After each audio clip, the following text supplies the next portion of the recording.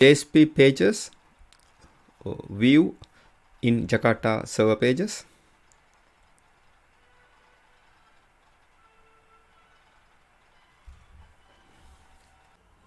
Now we are focusing on JSP pages. This is a view.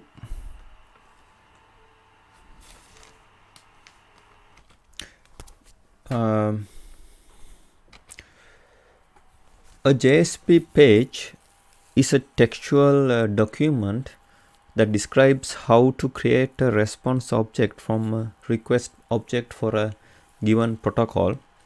The processing of the JSP page may involve creating and/or using other objects. Now we are focusing on life cycle of JSP.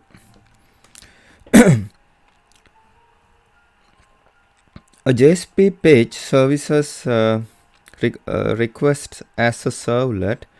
Thus, the life cycle and many of the capabilities of JSP pages, in particular the dynamic aspects, are determined by Java servlet technology.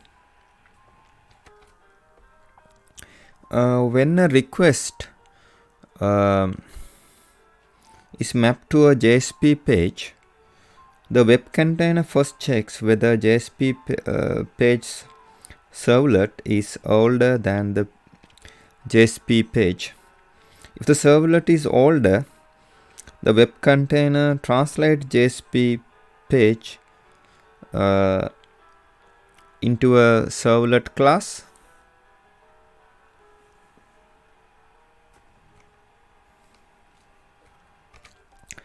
And translate into a servlet class and compiles the class. During development, one of the advantages of JSP pages over servlets is that the build process is performed automatically.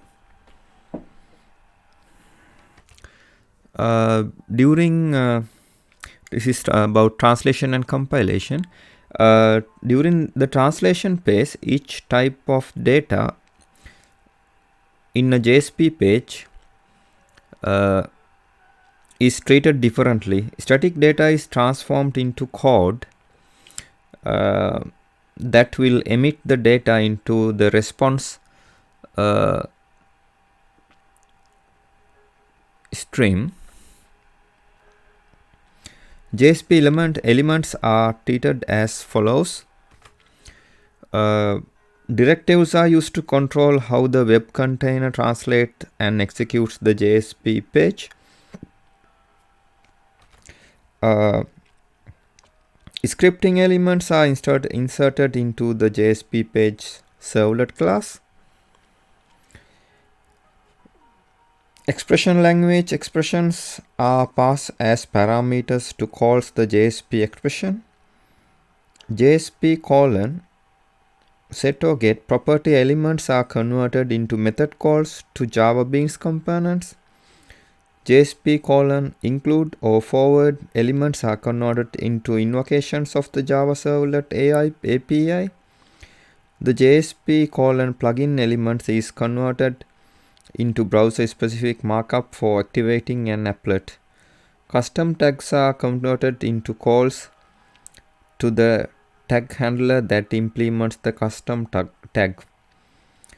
The application server, the source for the servlet created from JSP page name in this file domain dir/generated/JSP/j2 ee-modules/var-name/page name_jsp.java. This is in Java Oracle version.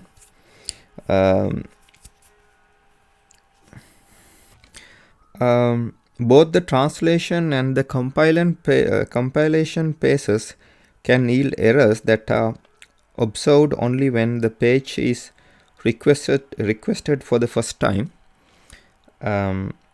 If an error is encountered during either phase, the server will return Jasper exception and a message that include the name of the JSP page and the line where the error occurred.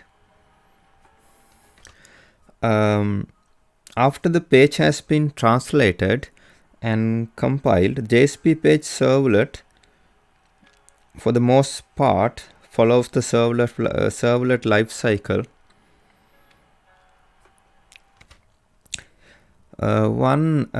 If the instance of the JSP pages servlet does not exist, the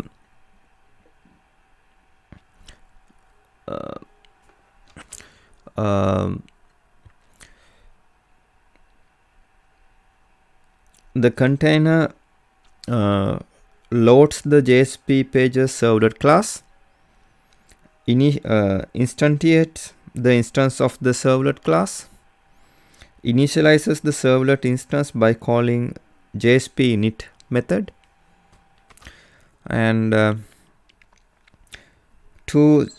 container invokes the _JSP service method passing request and response objects.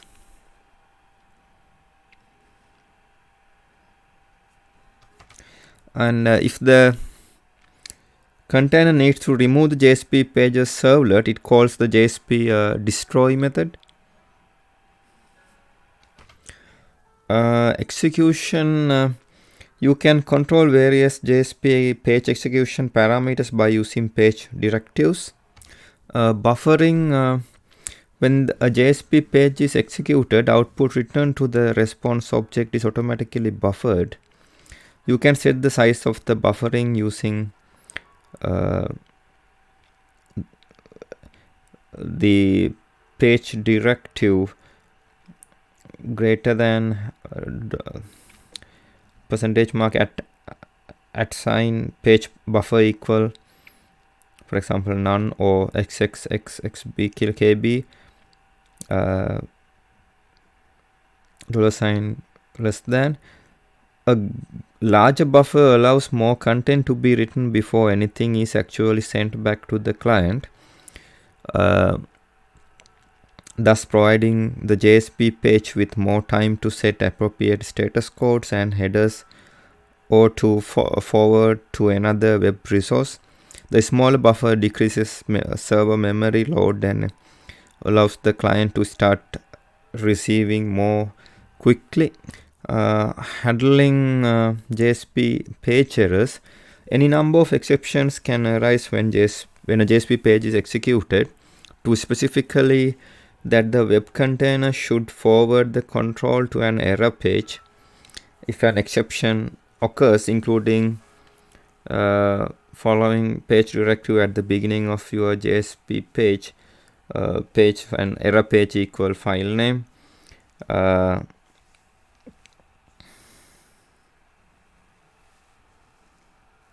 This directive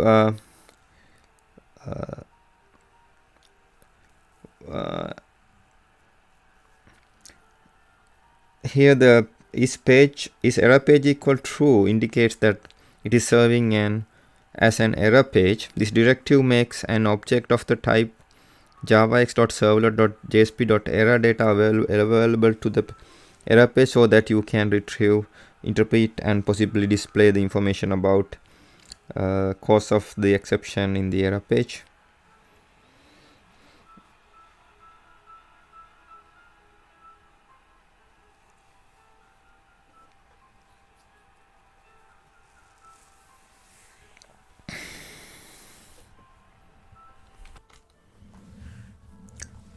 Here request, if the request is first time, then it's is connected to the creation. It can connected to the translation, translation, compilation, loading, instantiation, and initialization are inside creation. Creation is connected to the request, and then the request is not first time, the subsequent times is connected to, then it's connected to request here, and request is connected to the response, and request is connected to destruction. Now we are focusing on contracts between between a JSP page and a JSP container. JSP page implementation class should use the JSP factory and page context classes to take advantages of platform specific implementation. A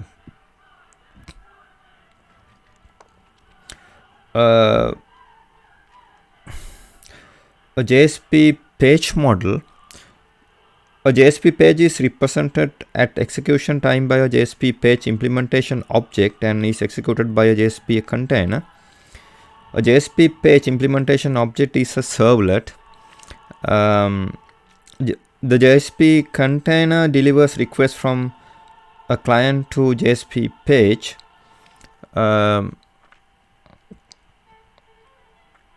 Page implementation object and responses from to the JSP page implementation objects to the client. JSP page describes how to create response object. From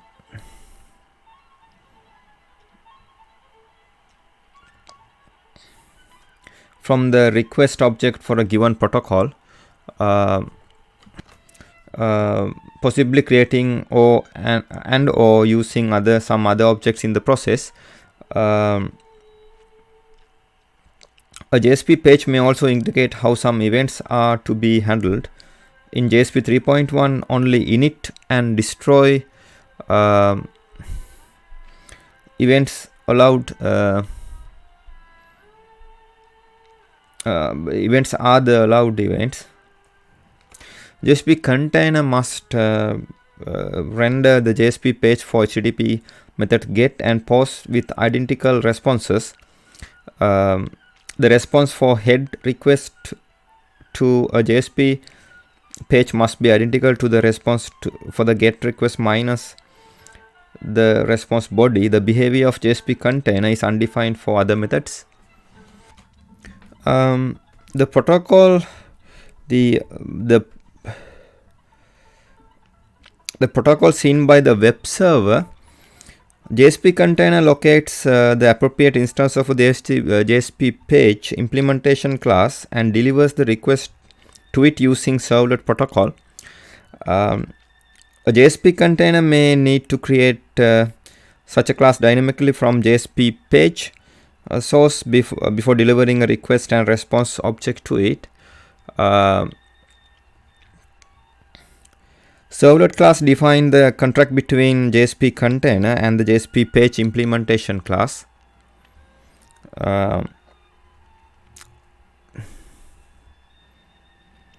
When the HTTP protocol is used, the contract is described by the HTTP servlet class. Most JSP pages use the HTTP protocol, but other protocols are allowed by this specification. JSP container automatically makes a number of server-side objects available to JSP page implementation object. The protocol seen by the JSP page author. The JSP specification defines the contract between JSP container and the JSP page author. This contract defines the assumptions an author can make for the actions described in the JSP page. The main portion of this contract is the _JSP service method that is generated automatically by the JSP container from the JSP page.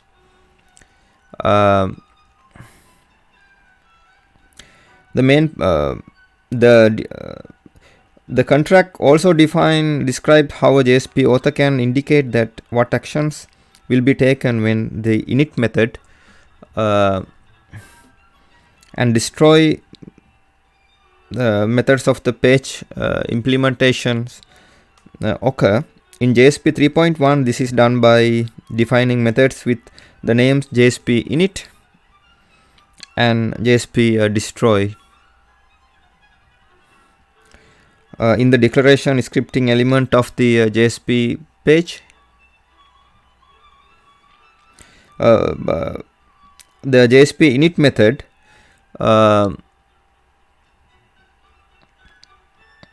if present will be called to prepare the page before the first request is delivered.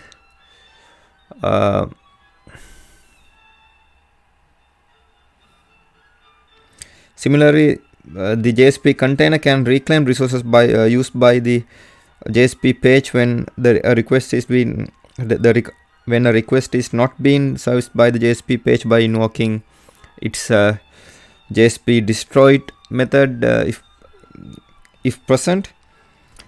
A JSP page author may not redefine servlet's method through declaration scripting element. The JSP specification serves names for methods and variables starting with JSP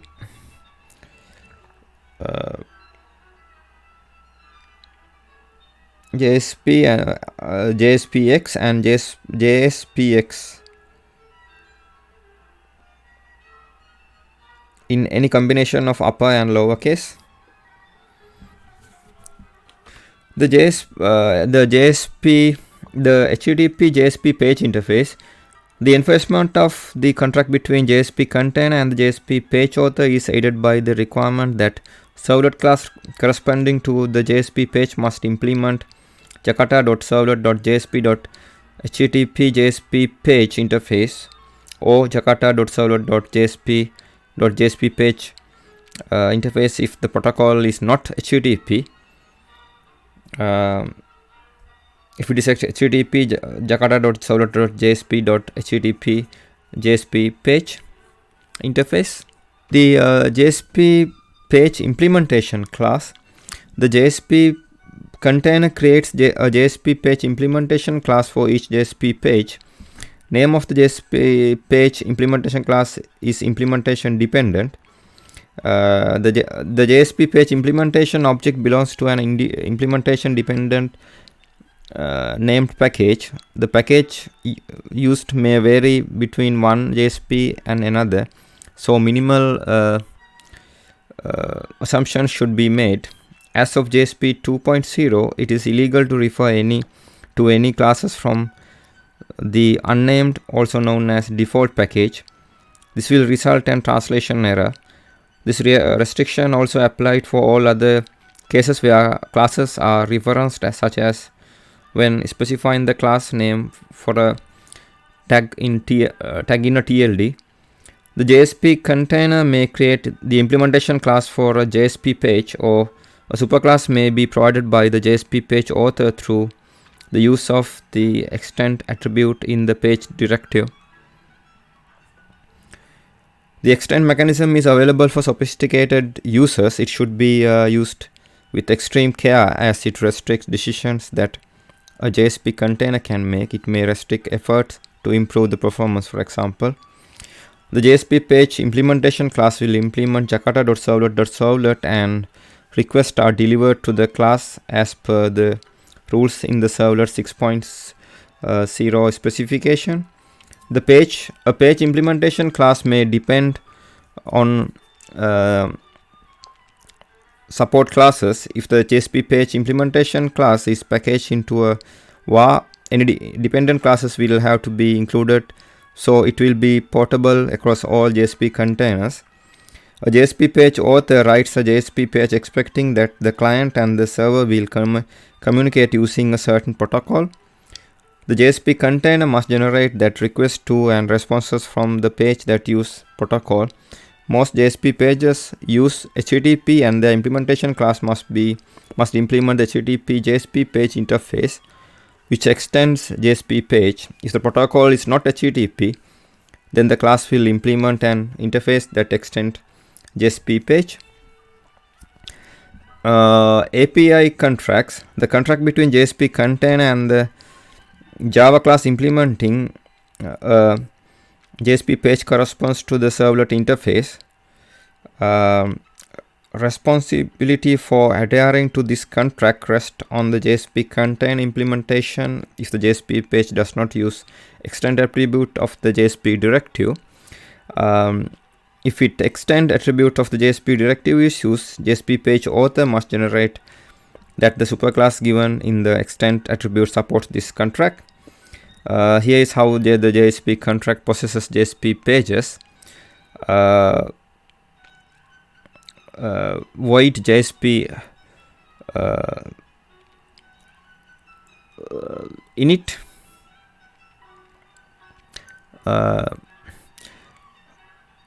The method is optionally defined in the JSP page.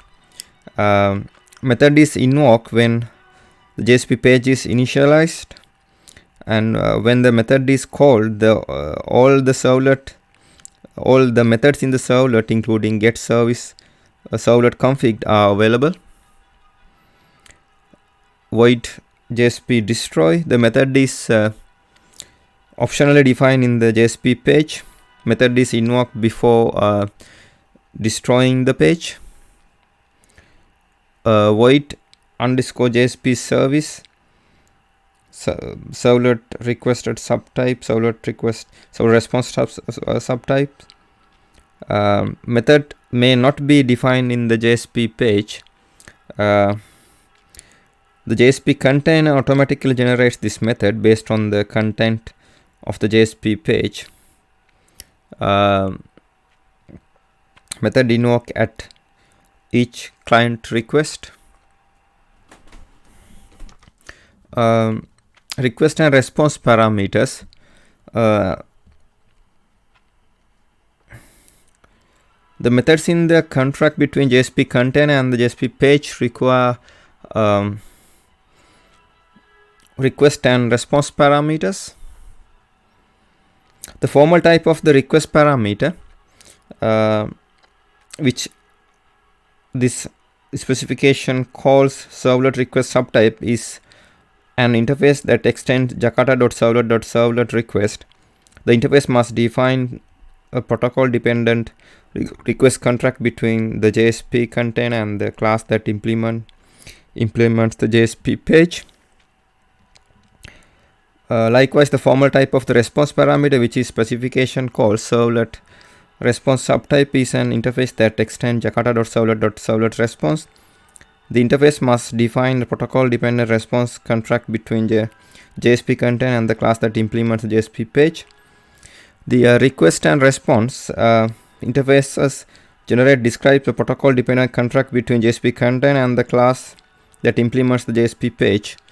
The HTTP contract is defined by jakarta.servlet.http servlet request and jakarta.servlet.http servlet response interfaces.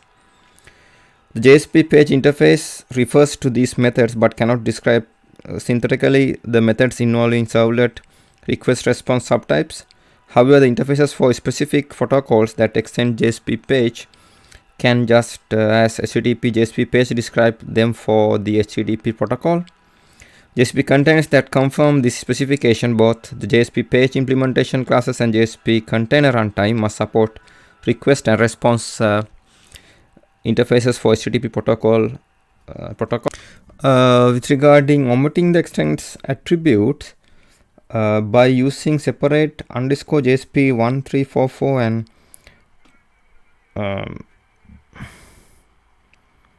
for example HTTP superclass, the JSP page translator does not need to discover whether JSP page includes declaration with JSP init or JSP destroy.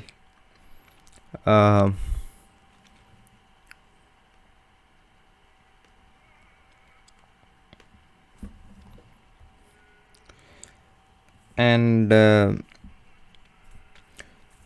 using the extend attribute, if the JSP page author uses extends, the generated class is identical to the one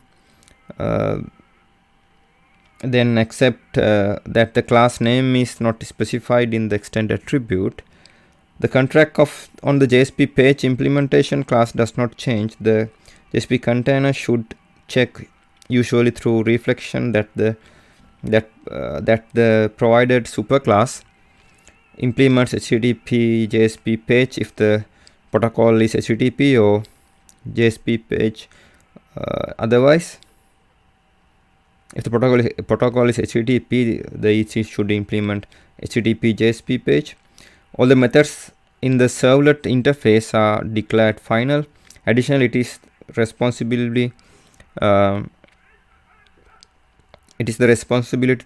the JSP page author that the provider superclass satisfies the service method of the servlet API, invokes the underscore JSP service method. The init servlet config method stores the configuration that make available via get servlet config, then invokes JSP init. The destroy method invokes JSP destroy. The JSP container may give a fatal translation error if it detects that the provider superclass does not satisfy this requirement, but most JSP containers will not check them. Here you can see a JSP container is here, and init event is passed to JSP init, and request is passed to underscore JSP service, and JSP service is connected to response. Destroy event is passed to JSP destroy, and here you can see the JSP page. And this is the request processing page, and this is translation page. This is request processing and translation here. Here you can see a overview of Jakarta server pages, JSP page in a web application. A simple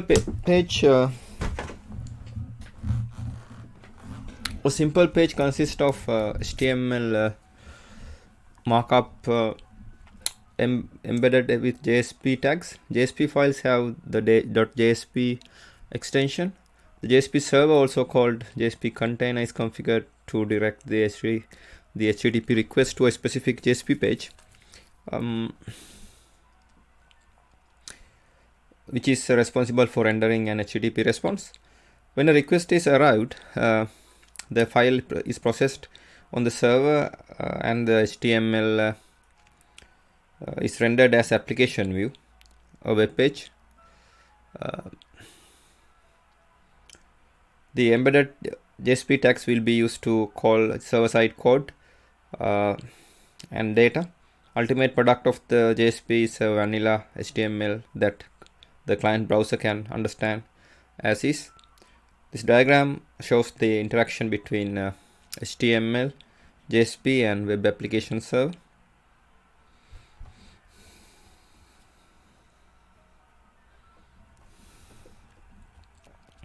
Here you can see server code and data interacts with JSP tags. JSP tags are inside HTML here.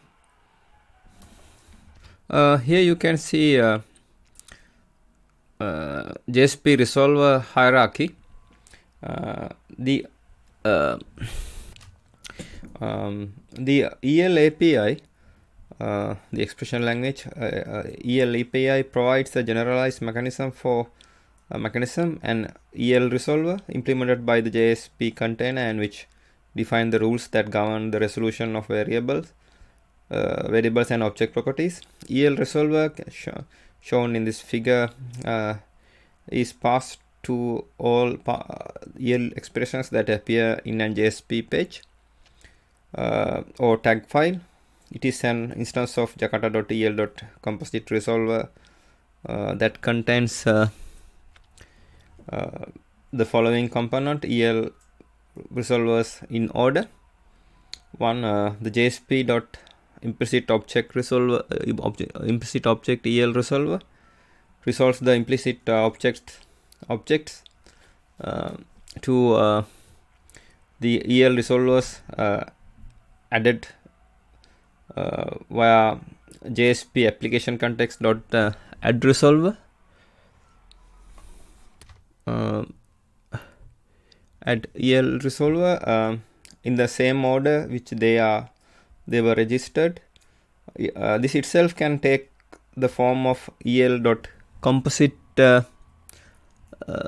el el.composite el resolver. This will include el resolver registered by phases.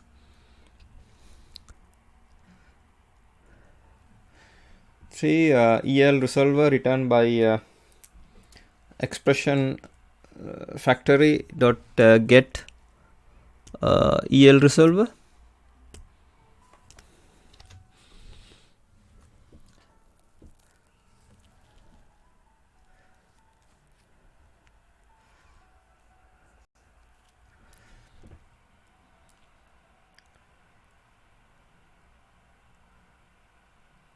Sorry, el resolver returned by expression factory dot get stream el resolver.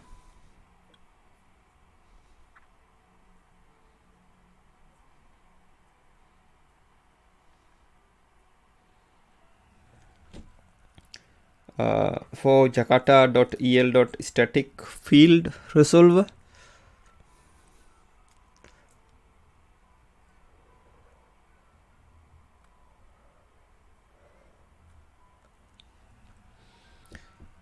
Five Jakarta.el.map el resolver.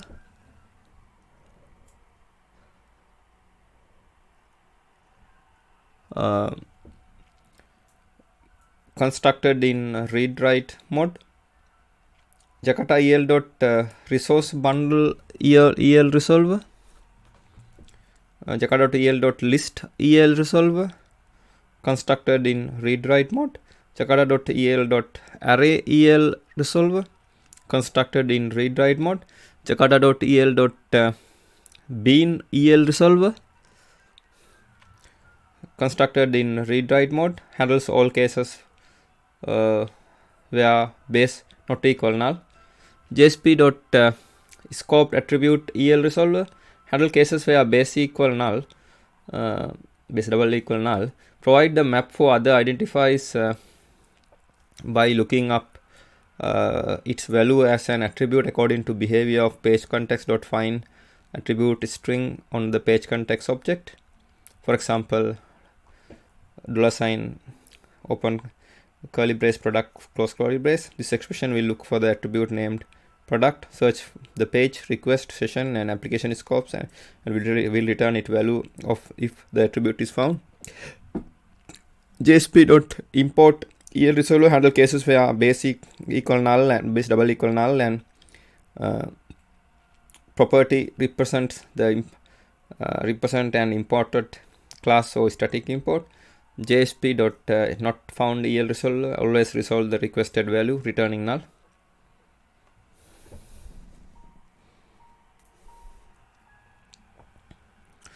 Here you can see el.composite resolver. Under that esp.implicit object el resolver and el.composite el resolver and el.map el resolver, el.resource bundle el resolver, el.list el resolver, el.array el resolver, el.bean el resolver, el.scoped attribute el resolver. JSP.scope attribute el resolver, JSP.import el resolver, JSP.not found el resolver.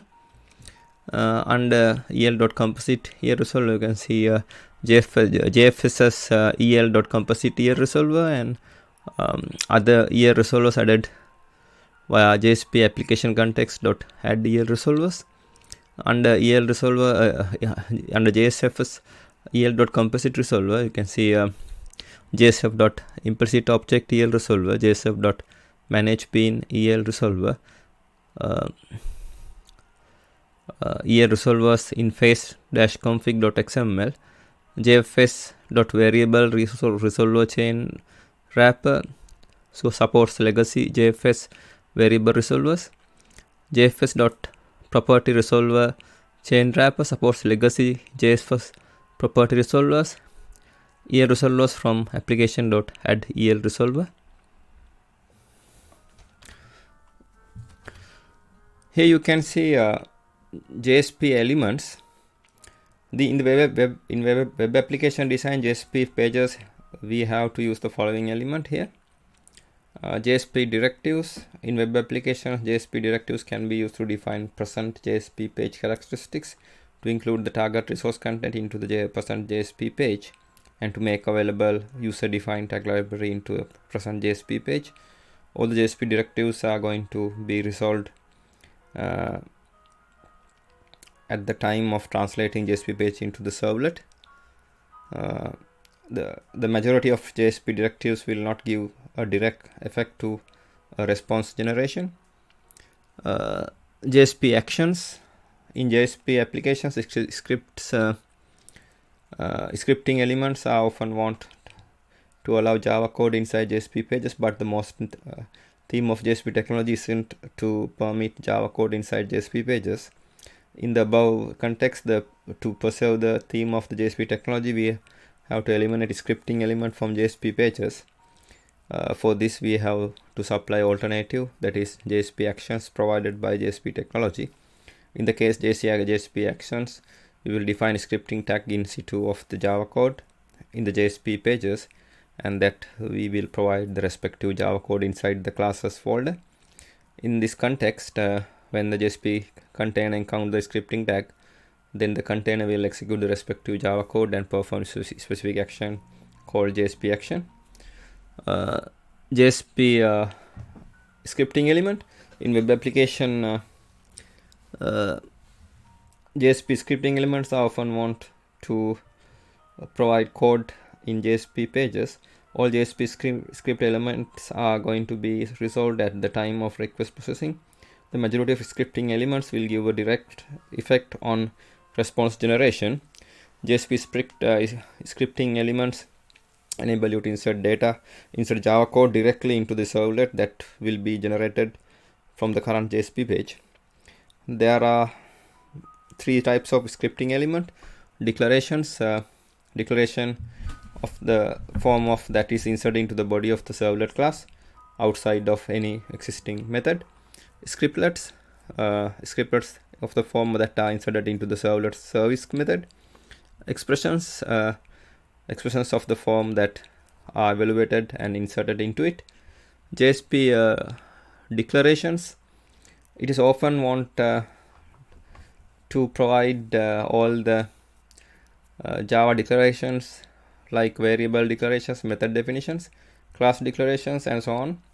A declaration can consist either method declarations or variables. Static constants are a good example of what to put in the declaration. JSP you write turns into a category definition. All scriptlets you write are placed inside one method of this class. You can also add variable and method declarations to present class. You can then use these variable and methods from the scriptlets and expressions. You can use declaration to declare one or more variables and methods at the category level of the compiled servlet. In fact, they are declared at the class level rather than the body of the page is significant. The class members, variables, and methods can then be employed in by Java code within the remainder of the page. When you write a declaration during a JSP page, remember these rules. First must be ended with declaration with the semicolon. Open greater than sign, dollar sign, int I equals 0, semicolon, greater dollar sign, less than sign. For example, we can use variables and methods that are declared in the package imported by the page directive without declaring them in a declaration element, and we can declare any number of variables or methods within the one declaration element as long as the end of declaration with the semicolon. Declaration must be valid in the Java programming language. If you offer any Java declaration by using declaration scripting element, then each one of the declarations are going to be available to the translated servlet as class level declarations. JSP scriptlets. This scripting element often want to provide a block of Java code. It can contain any number of language statement variables and method declarations or expressions that are valid within the page scripting language. Within a scriptlet, you can do following. One, on the JSP page, declare variables or method to use later. Write valid expressions in the page scripting language. Use any of the implicit objects or any object declared within with the element. On the JSP page, write any other statement valid in the scripting language used. All text HTML tags or JSP element you write must be outside the scriptlet. If we offer any block of Java code by using scriptlets, then that code is going to be available to translate service servlet inside underscore JSP service method. This code placed in the scriptlet goes to the underscore JSP service method of JES class as it is. The code is useful as request processing logic to process the request. Variables declared in the scriptlet becomes a local variable of underscore JSP service. All implicit objects of JSPs are local variables of underscore JSP objects with JSP service method. And the code of the scriptlet also goes underscore JSP service method. So we can use implicit object in scriptlets. We cannot place method definitions in JSP because they become the nested method of underscore JSP method, and Java does not support nested methods.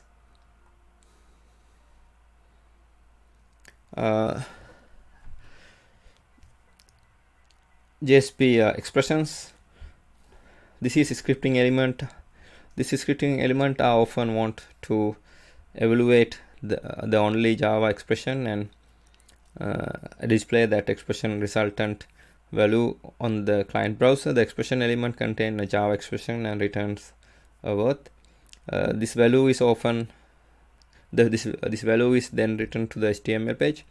The expression tag can contain any expression that's valid constant with the Java language specification. This include variables, method calls, then return values. So any object that contains this toString method.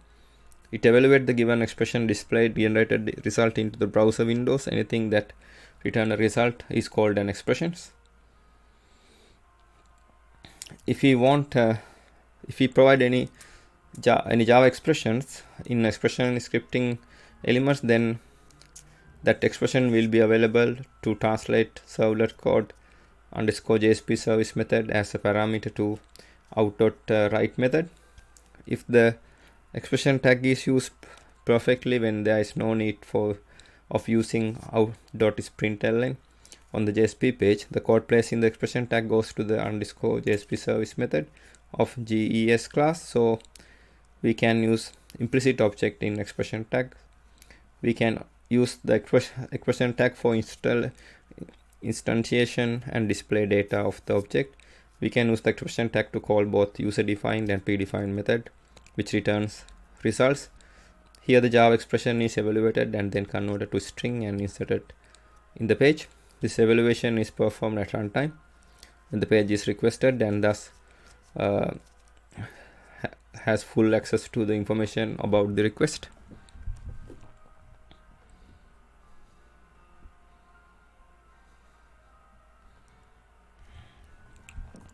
Here you can see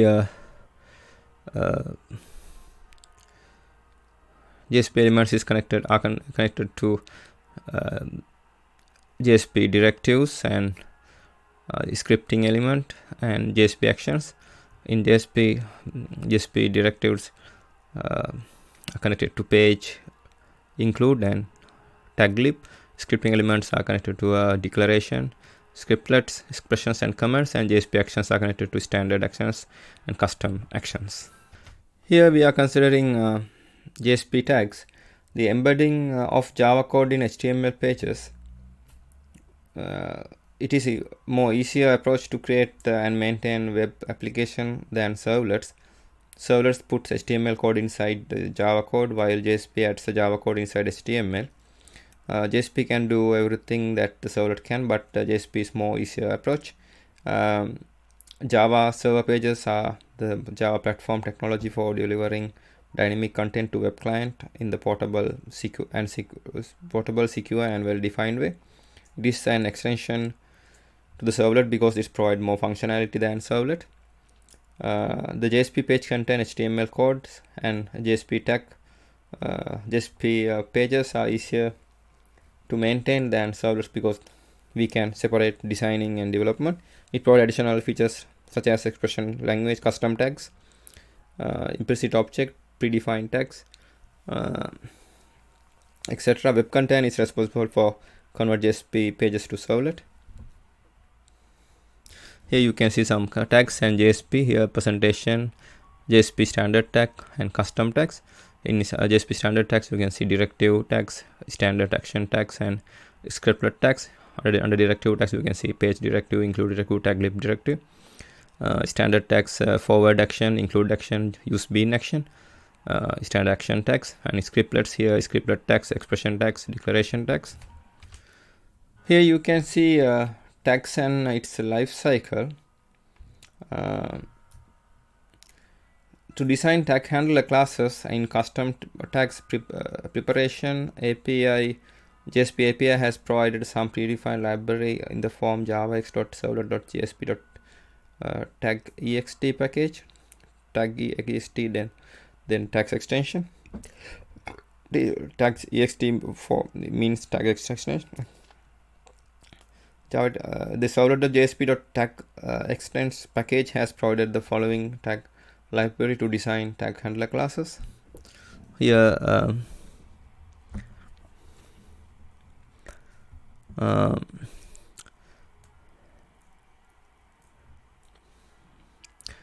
body tag implements body tags. Here the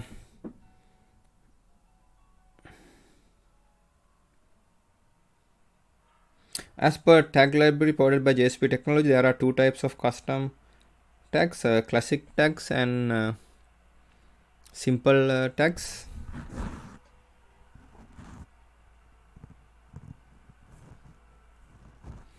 Classic tags in JSP, the classic tags are custom tags that implements the JSP.tag ext.tag interface. There are three types of classic tags: simple classic tag, iterator tags, and body tags. Simple classics, simple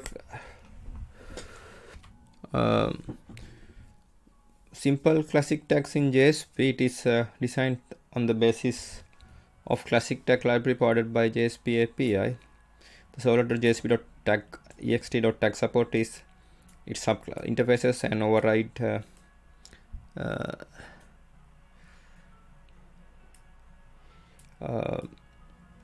classes which has default implementation. Simple classic tag does not have a body and attribute list. To design simple classic tag, the respective tag handler class must be implement the tag interface either directly or indirectly.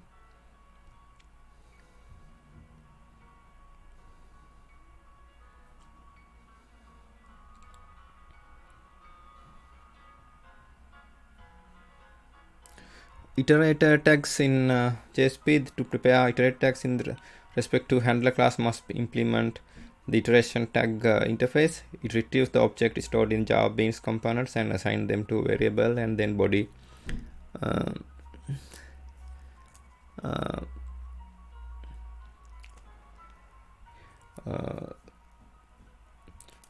The body of the tag retrieves information from that variable. Iteration tag causes the body to be evaluated as long as elements remain in the collection.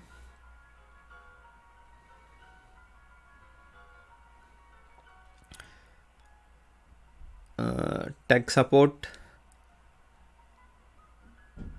class. Tag support class is a concrete class which has implemented tag and iteration tag interfaces with the default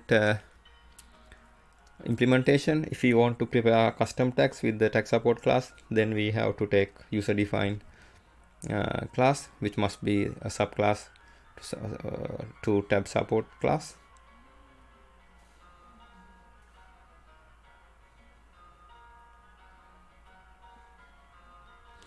body tags in JSP to perform updates our custom tag body. We have to use body tags to design body tags in JSP technology. Then the respective tag handler class must implement body tag interface. It provides the body tag support class which provide the default empty methods defined in the interface.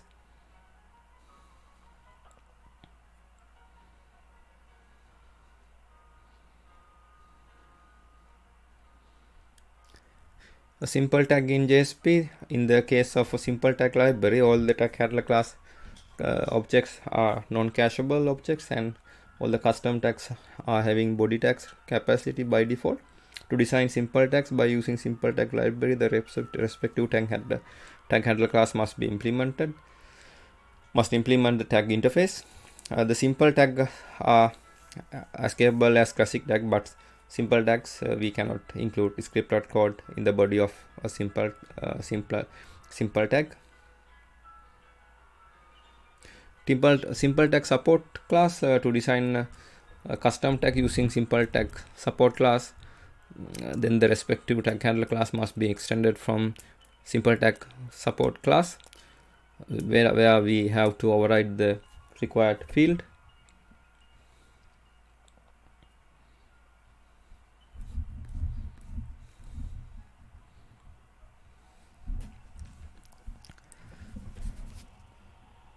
Here the class body tag support in package jakarta.servlet.jsp.tag.ext and in module jakarta.servlet.jsp. The base class for defining tag handlers, implementing body tag.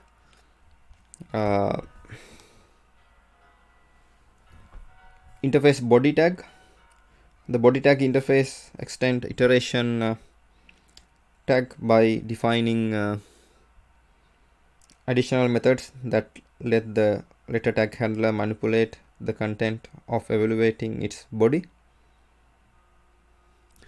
Interface iteration tag. The iteration tag interface extend tag by defining one additional method that control the re-evaluation of its body.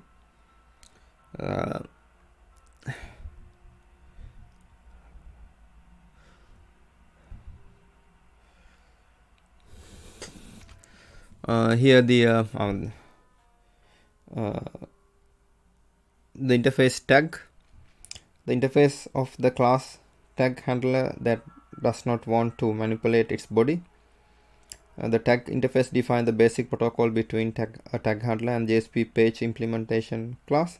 It defines the lifecycle and method to be invoked at start and end tag.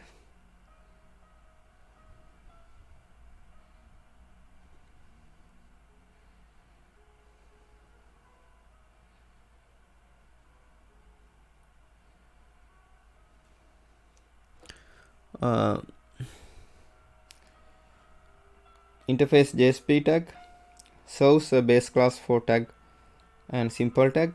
This is mostly for organizational and type safety purposes.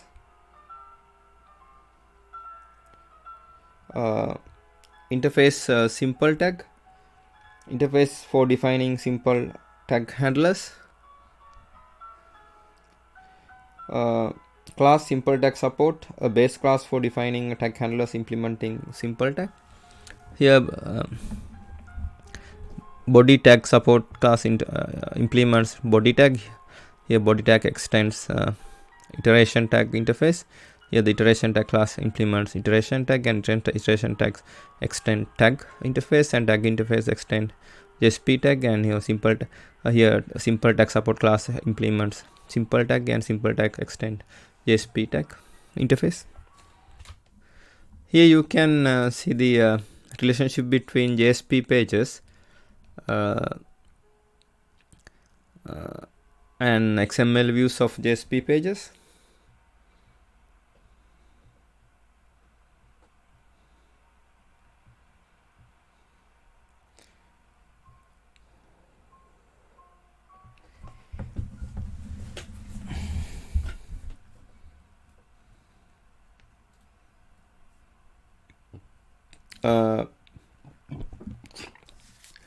If we consider overview of JSP documents and XML views, the JSP document is a JSP page written in XML syntax.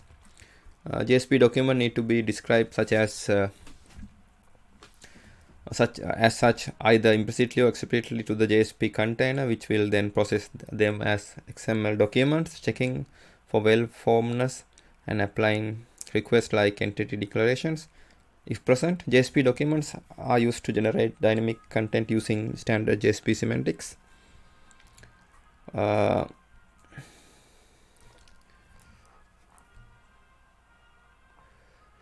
design JSP document is focused on generation of dynamic XML content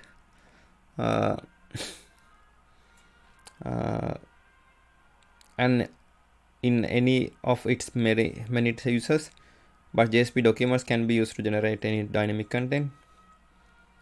The alternate some synthetic elements are there.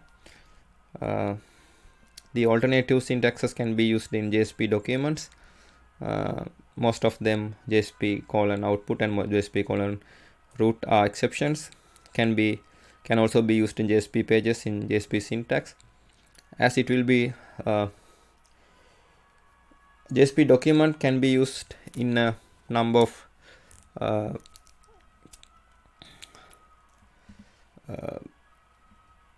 ways, including JSP documents can be passed directly to the JSP container. This is becoming more important as more and more content is authorized as XML, but in an XML based language like XHTML or SVG, or for the exchange of document in application like web services. The generated content may be sent directly to the client, or it may be part of some XML processing pipeline. JSP documents can be manipulated by XML aware tools. The JSP documents can be generated from textual representation by applying XML transformation like XSLT. JSP document can be generated automatically, say by serializing some objects. The tag files can also be authorized by using XML syntax. The rules are very similar to JSP documents. The XML view of JSP page is an XML document that is derived from JSP page following mapping defined later by following mapping. The XML view of a JSP page is intended to be used for validating JSP page against some description of the set of valid pages. Validation of JSP page is supported by the JSP 3.1 specification through tag library validator class associated with the tag library. The validator class acts on a page data object that represents the XML view of the JSP page. This figure depicts the relationship between concepts of JSP pages, JSP documents, and XML views. Two phases are involved. The translation phase, where JSP pages in either syntax are exported to tag library validators via their XML view, and the request processing phase, where requests are processed to produce responses. JSP documents are used by JSP page authors. They can be authorized directly using a text validator through XML editing tool or through a JSP page authoring tool that is aware of XML syntax. Any JSP page author that is generating XML content should consider the use of JSP document. In contrast, the XML view of a JSP page is concept internal to the JSP container and is of interest of only to tag library authors and to implement JSP containers. Here you can see JSP pages, JSP syntax and XML syntax. JSP syntax and XML syntax connected to XML view. It is in the now here in the translation phase. TLV1 errors OK and TLV2 errors Okay, and XML is connected to JSP implementation class. Here we are in the request processing phase, and request connected to the request is connected to JSP implementation, and response is produced from JSP implementation class. Here you can see life cycle of JSP pages. The life cycle of here life cycle of a JSP page. The life cycle of a JSP is shown here. The most important fact about this figure is that all JSPs are managed by JSP containers and compiled into servlets before they are loaded.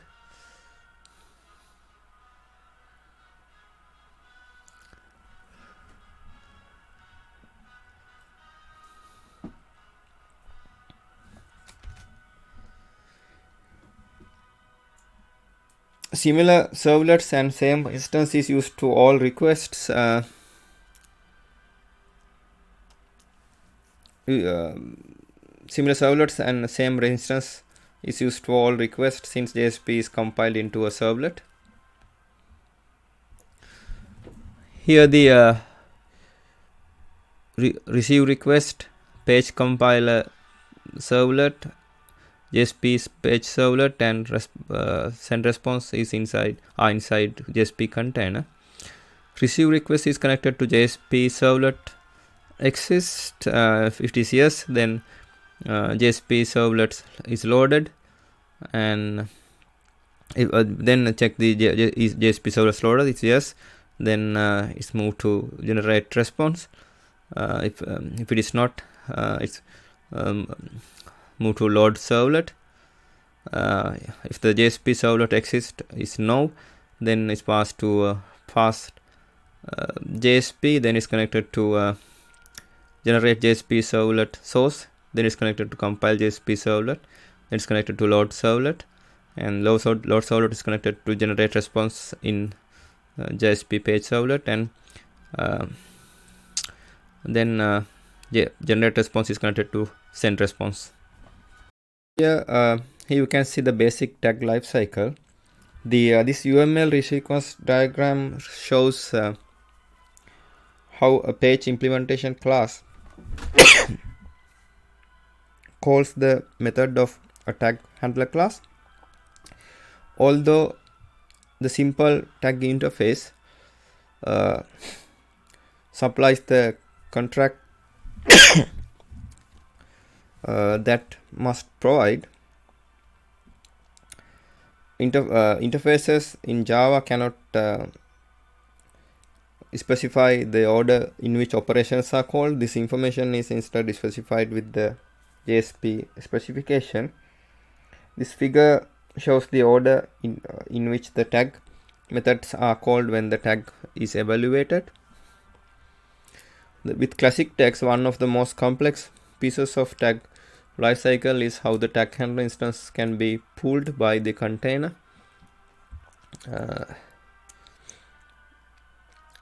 And reused. Although this tend to increase performance and reduce the number of object instantiations that occur, the semantics for reusing tag handlers often causes confusion and hence side effects from the misunderstanding of the tag lifecycle. Therefore, simple tags are used once and only once before the tag handler reference is discarded. In other words, each simple tag invocation causes creation of a new tag handler instance, therefore greatly simplified the programming model.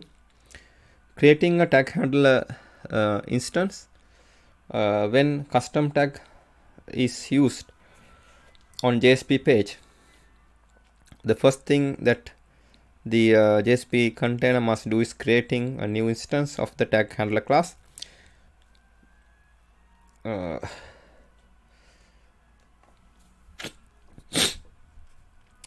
Setting the context. Next, the tag handler instance is made aware of the environment in which it's running through the set JSP context method. This just involve passing reference to current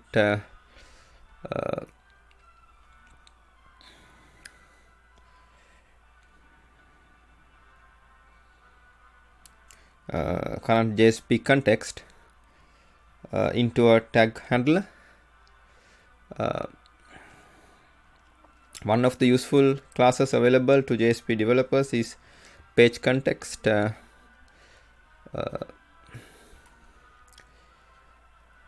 From the javax.servlet.jsp package, this is available from a JSP page as an implicit object called page context.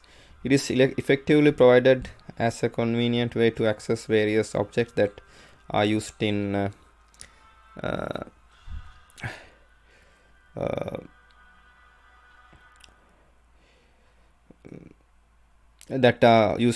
during JSP development. For example, page context class provide an easy way to access attributes that are bound to any of the available scopes: request, page, session, and application.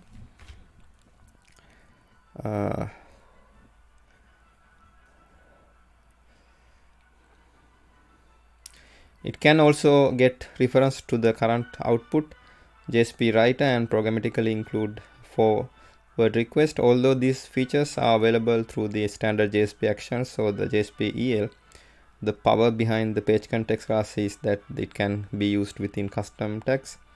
One of the changes to JSP API that occurred with JSP 2.0 is that some of the functionality previously provided by JSP context class has abstracted away into a new class called JSP context,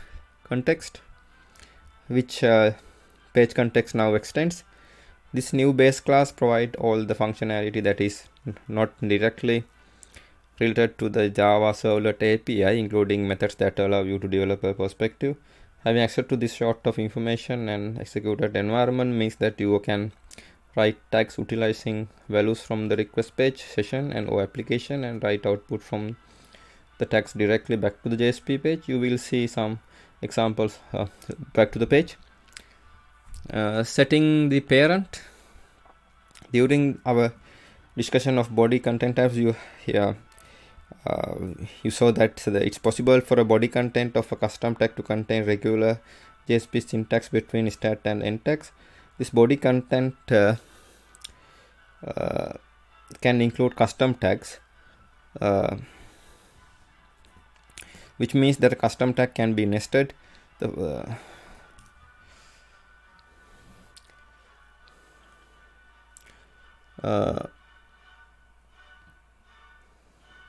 The part of the information about tags execution environment include reference to the closest enclosing tag handler, which is set by the set parent method.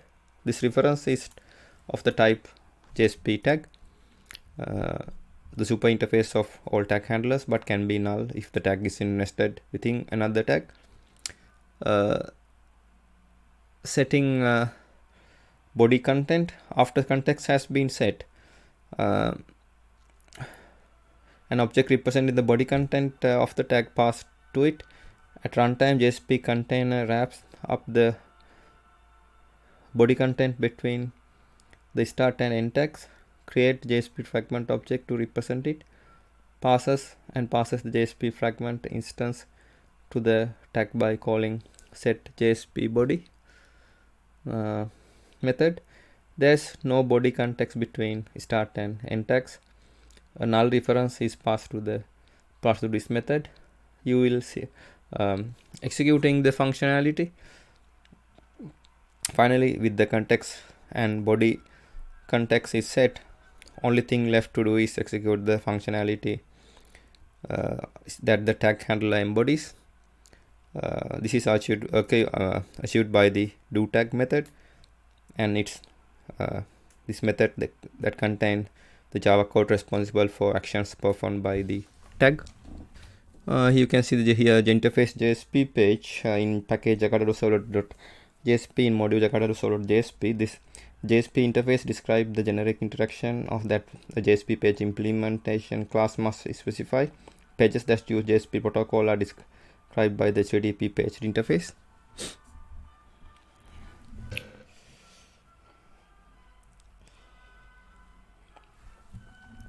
Interface simple tag. Interface for defining simple tag handlers. Uh, void set JSP context in JSP context PC called by the container to provide this tag handler with the JSP context for this invocation, and implementation should save this value. This is in the interface simple tag.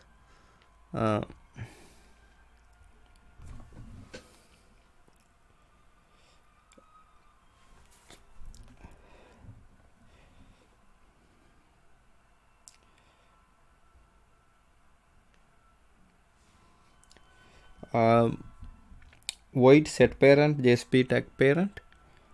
Set the parent of this tag for collaboration purposes.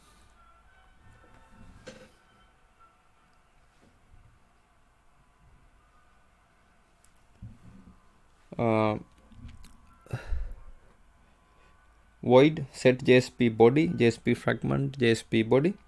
Provide the body of this tag as a JSP fragment object able to invoke 0 or more times by tag handler.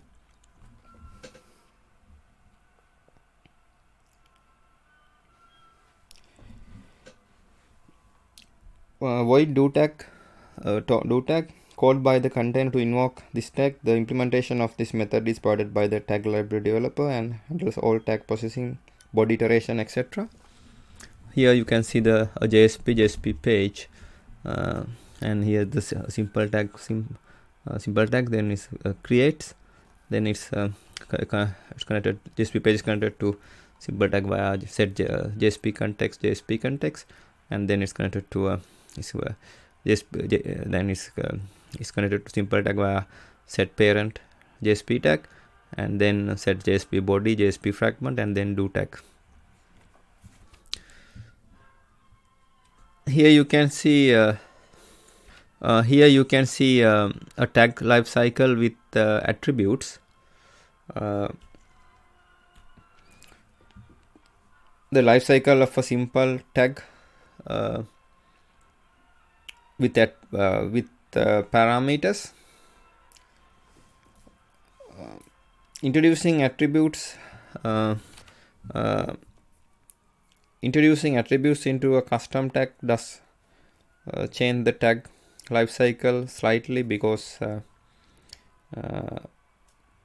before the functionality of a tag can be executed, the do tag method in the case of a simple tags, the attributes must be passed to the tag handler so that they can be used by the tag.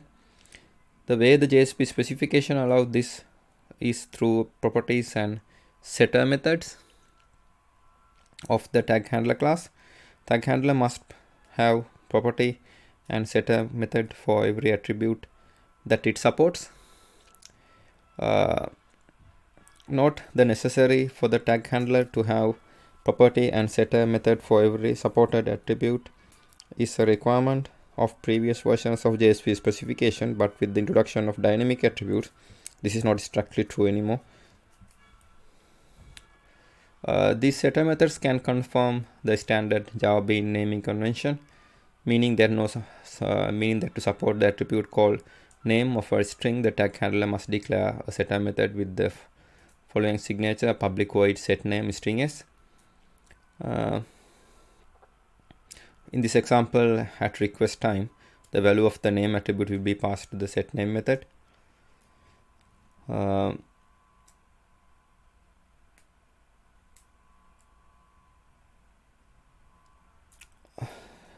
With this in mind, you can now see the supporting attribute alters the tag lifecycle.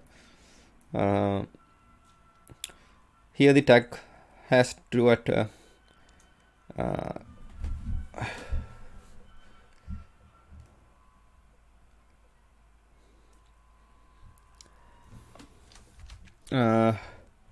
an example. Consider this custom tag. Here the tag has two attributes that are being specified. By looking at the tag lifecycle in this figure, you can see what happened behind the scenes. This diagram shows the setter methods for the attributes are called before do tag.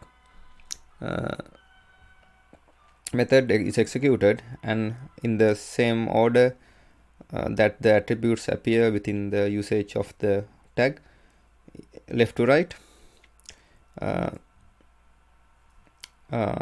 When it comes to implementing attributes in tag handler class, attributes setter methods typically store a copy of the attributes away in an instance variable ready for do tag methods in use.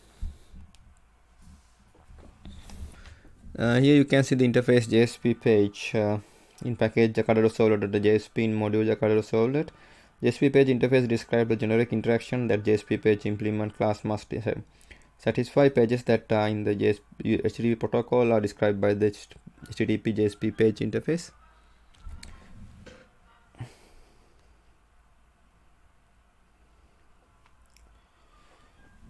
Interface simple tag, the interface for defining simple tag handlers.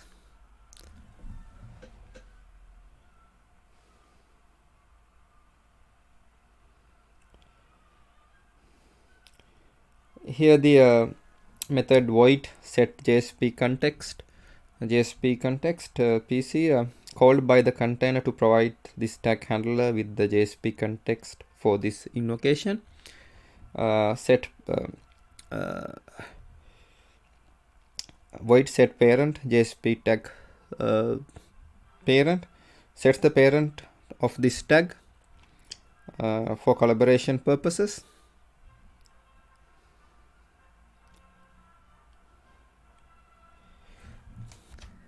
Here set attribute 1 and here set attribute n.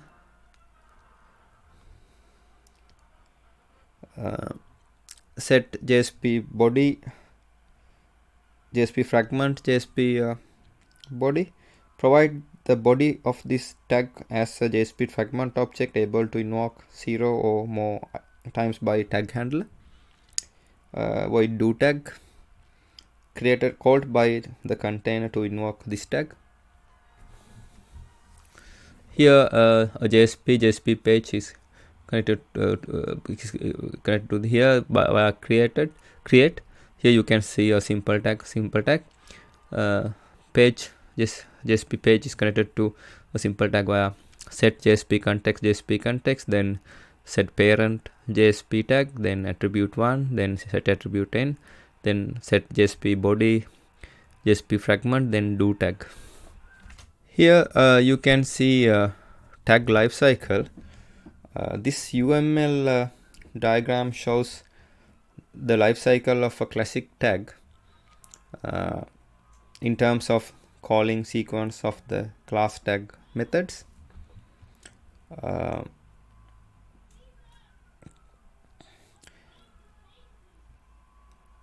As you the lifecycle of a simple tag consists of a tag handler being created, contextual and environment information being passed to it, and finally do tag method being executed. This shows classic tags are two different in this respect. This is classic tag.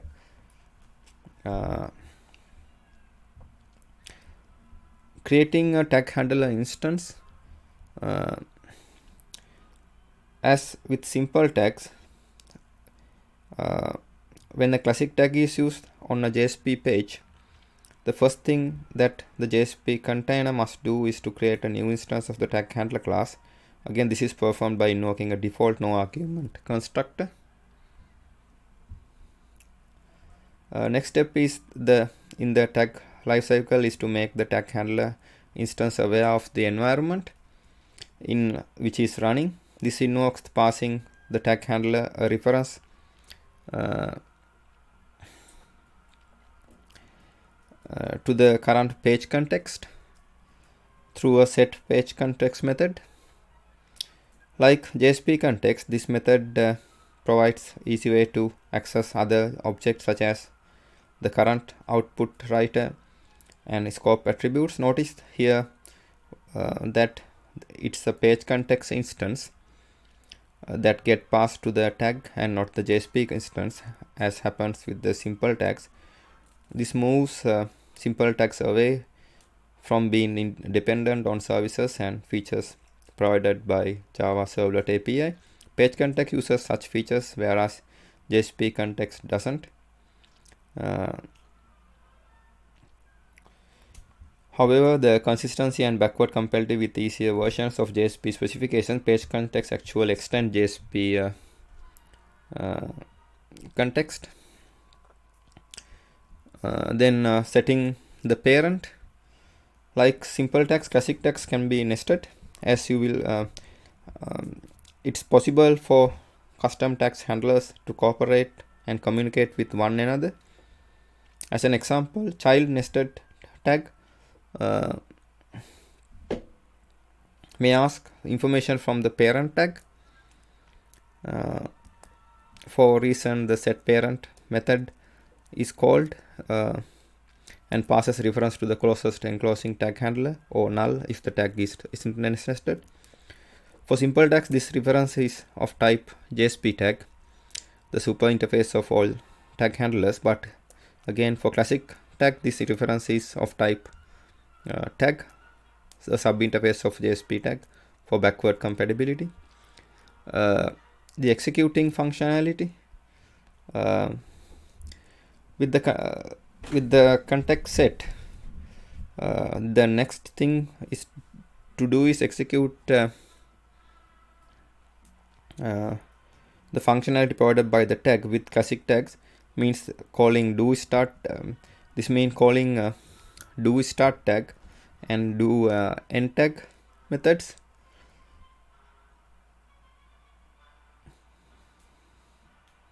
When you looked at how custom tags are being used on the page, you can show that they can be written along with the shorthand forms as follows: prefix colon my tag, then / prefix colon my tag, prefix colon my tag, likewise.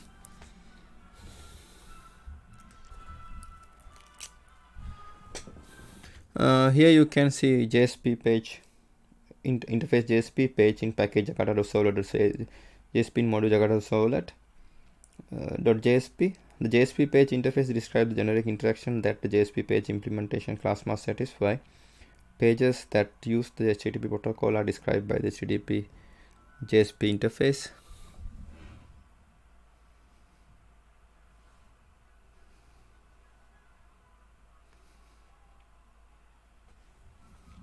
Interface tag.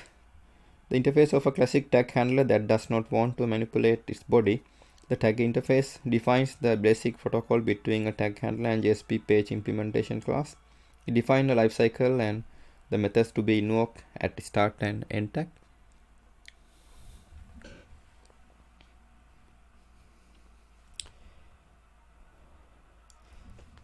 The method void set page context set the current page context. The set parent tag set parent void set parent tag t set the parent closest encoding tag handler for this tag handler. Do start tag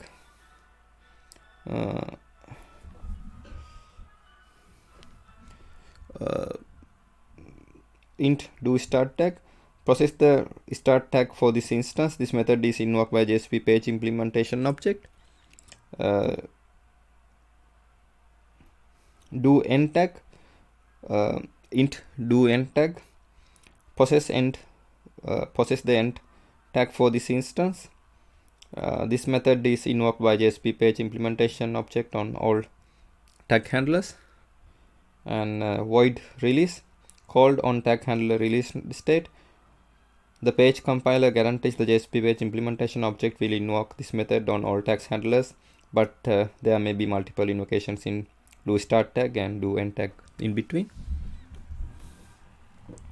So here you can see JSP page and JSP tag. Here the JSP page is connected to JSP tag via set page context void, then set parent tag void, then do start tag int, and here then do end tag int, and then here release void.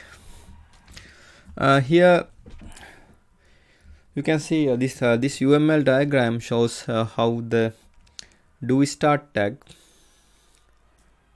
and do end tag methods are called to evaluate tags. In the long format, you can simply write the start, opening, and end closing tags. In the shortened format, you combine them. Regardless of how you write them, both the do start tag method and do end tag method are called in a tag handler instance. This figure shows the tag lifecycle from a slightly different viewpoint, then illustrate how a do start tag and do end tag.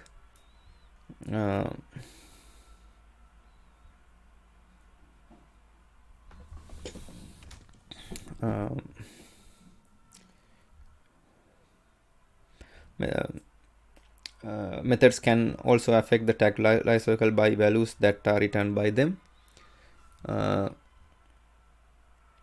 Do start tag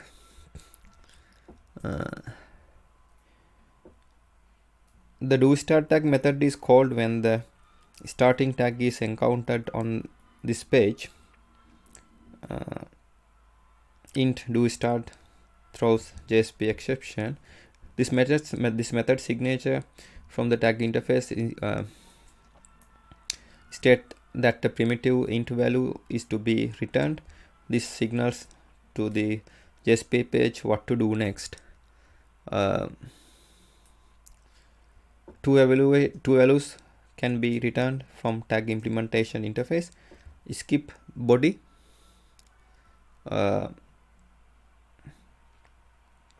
and eval body include, which are defined as constant within tag interface. Returning skip body signals to the JSP page that the after do start tag method has been called. The any body content for the tag should be ignored. For example, any body content such as JSP code, Java code, or content that would normally be output to the page is simply dropped. Following this process, do the do end tag method. On the other hand, returning eval body include from do start tag method signals that any body content should be evaluated and output to the page. End tag, the end tag, the to do the do end tag method is called when the ending tag is encountered on the page.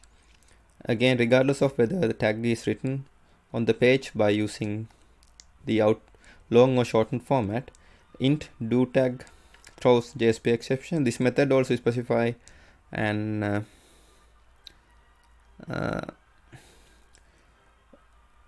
integer return type, and the valid return types for this method are other two constants defined in the tag interface: skip page and eval page. Here this return value signal whether the JSP container should continue evaluating rest of the JSP page.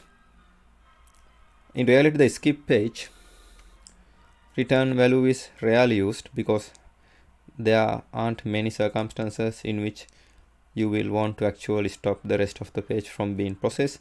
One such example might be a security tag that appears at the top of the JSP page and check whether the current user is authorized to see the contents of the page. The final method to be called as part of the tag lifecycle is the release method, and this method is called to ask tag handler to release the any state. It may be storing, and it's called on the tag handler only when the tag handler instance is finished and won't be used anymore. In other words, JSP content that don't support optional pooling of tag handler instance, the release method is called after the do end tag method. because this particular instance will never be used again. On the other hand, the containers that provide instance pooling, this method is called only when the container has finished using the instance and before it gets garbage collected. Caution: it's the most common misconception is always called directly after do and tag method, hence is used to clear the values of the instance variable.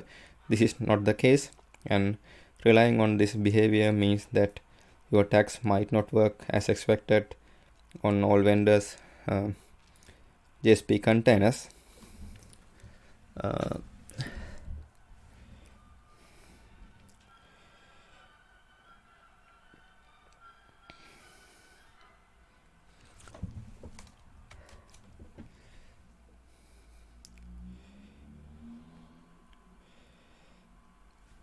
Here you can see the int do start tag method in tag interface. The process start tag for this instance. This method is invoked by the JSP page implementation object.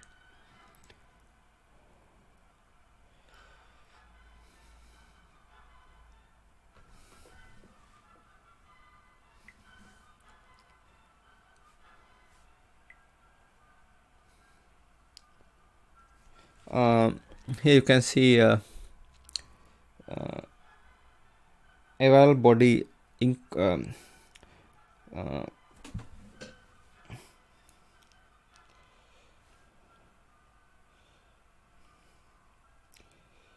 the static final int eval body include evaluate body into existing out stream valid return value for do start tag.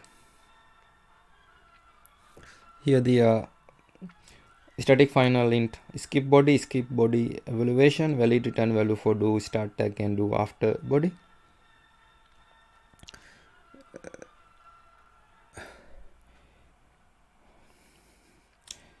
Here the int do end tag possess end tag for this instance. This method is invoked by JSP page implementation object on all tag handlers. Eval page static final int eval page continuing evaluation page valid return value for do end tag. Skip page of int static final int skip page, skip the rest of the page valid return value for do end tag. Here started and then connected to initialize context and attributes. It is connected to do start tag method, and then if it is it's connected to evaluate body via eval body include, and evaluate body is connected to do end tag method. Do start tag method is connected to do end tag method by skip body. Do start tag then it's connected to evaluate rest of the page via eval page here, and do start then it's connected to end, and here the eval page do end tag is connected to end via skip page. Here you can see the iteration tag life cycle. To support iteration, do after body method is called after do start tag. The return value of do after body indicates whether the tag body is evaluated again and or processing continues to the do end tag method. This figure illustrates the iteration tag lifecycle and shows where the new do after body method fits in with the lifecycle of a custom tag. Setting the context. As before, the first thing that happened is that the contextual information, the page context, and parent tag is passed to the tag handler instance. The start tag after context has been set, the do start tag method is called, and one of the two things can happen. First, do start tag method can return skip body, meaning that the body content is ignored and proceed to the end tag method as before. Alternatively, a value of eval body include can be returned from the do start tag method, signaling to the JSP container that the body content should be evaluated and included in the page. Again, this is the same as with the tagged interface, although it's after the body content has been evaluated that things start to change. After the body content has been evaluated, the new do after body method is called. The primary purpose of which is to determine whether the body content should be re-evaluated. If this is the case, the method should return the eval body again,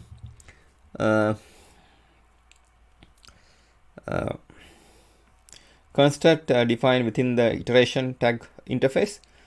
On the other hand, when no more evaluation of the body content should happen, the skip body value should be returned.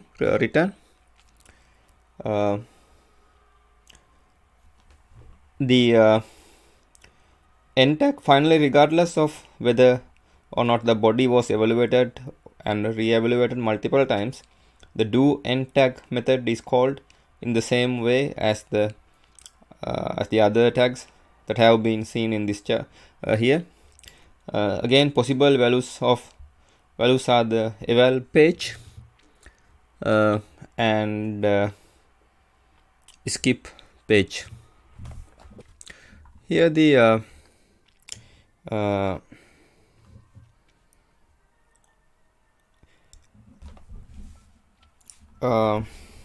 int do start tag throws JSP exception. The start tag for this instance, this method is invoked by the JSP implementation object.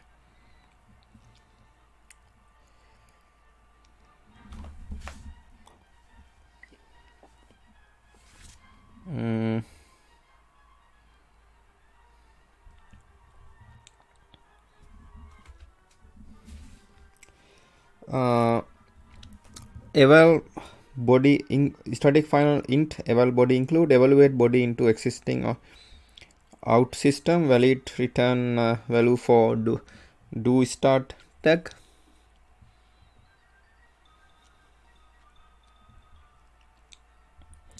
And skip static final int skip body evaluation valid return value for do start tag and do after body.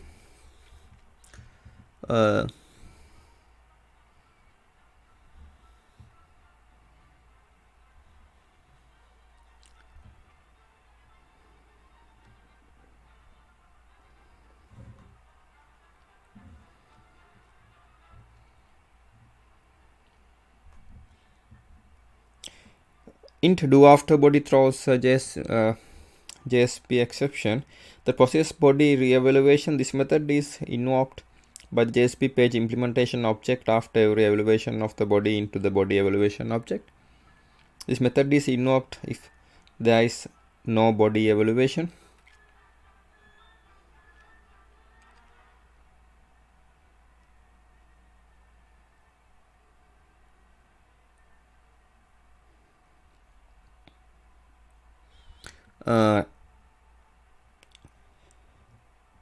Static final int eval body again request the re-evaluation of some body returned from the do after body. For compatibility with JSP 1.1, the value is carefully selected to be the same as the now deprecated body tag dot eval body tag.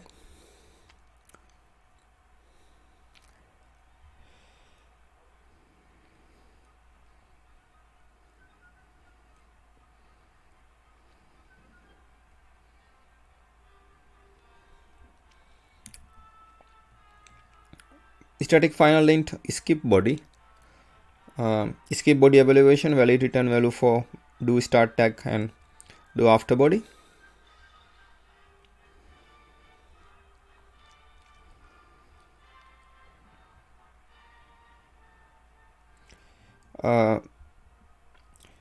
Int do end tag throws JSP exception. Process the end tag for this instance. This method is invoked by the JSP page implementation object on all tag handlers.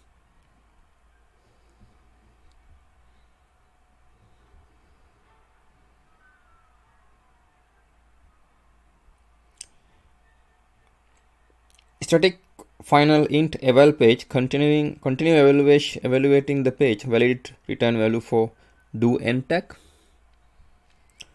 Static final int skip page, skip the rest of the page, valid return value for do end tag. Here in the starting initialize is connected to initialize context and attribute. It is connected to do start tag. Then it's if it is the value is eval body include, then it's do start tag is connected to evaluate body via eval body include. Evaluate body is connected to do after body method.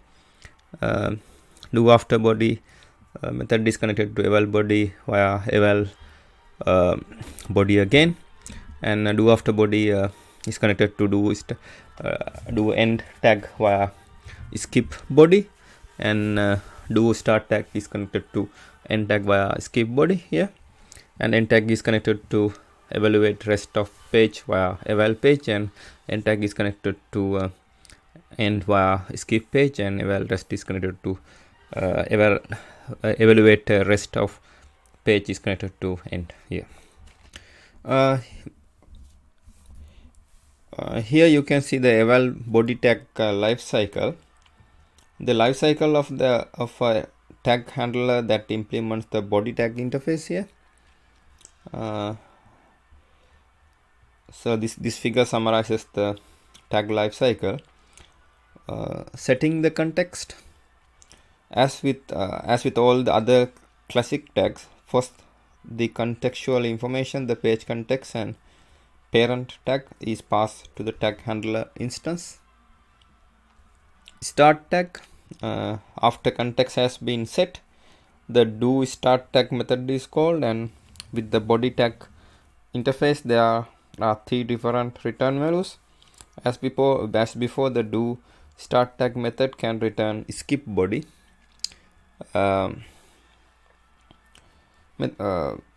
Meaning that the body content is ignored and proceed to the do end tag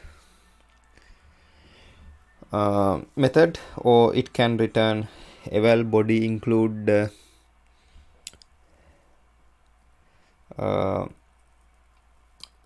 signaling that the body content should be evaluated and included in the page. The difference is that the do start tag method can now return the eval body buffered context defined in the body tag interface. Returning this value indicates to the JSP container that you want to use the features provided by the body tag interface, especially that the tag handler will manipulate the body content. Setting the body content. Assuming that you return eval body buffered from the do start tag method to indicate that you want to manipulate the body content, the set body content method is called on the tag handler so that the tag can hold on to the body content reference and use it later. As you may remember from the before, the simple tag have a similar method called set JSP body method that passes JSP fragment instance representing the actual body of the tag. With the body tag interface, this process is slightly different. Instead of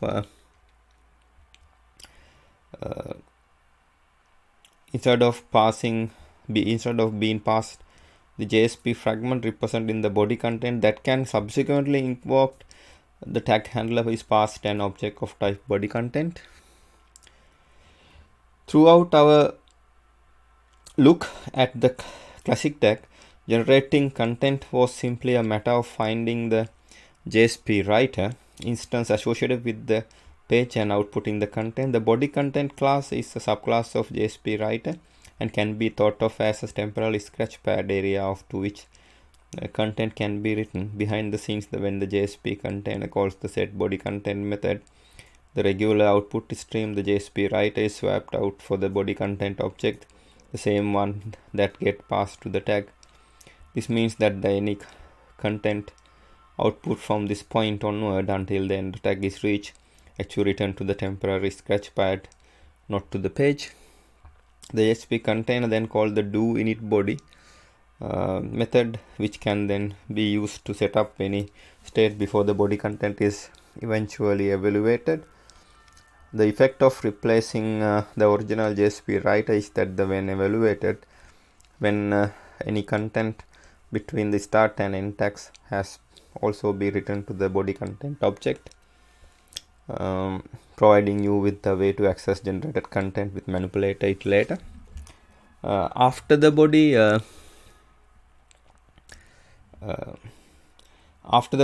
with the iteration tag interface, the do after body method is called after the body content has been evaluated. There are no changes here. The method should return eval body again or skip body to signal whether the more evaluation of the body content are required. End tag finally, regardless of whether or not the body was evaluated and re-evaluated multiple times, the do end tag method is called in the same way as the other tags you have been seen in this chapter. Again, possible return values are eval page and skip body, eval page and skip page. At this point in the life cycle, all of the body content has been evaluated and output into the body content object. The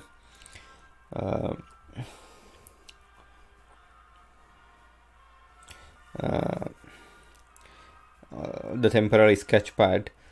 With this in mind, you can now take this content and manipulate, transform it. When you are done, you can then write the final result to the original JSP writer interface.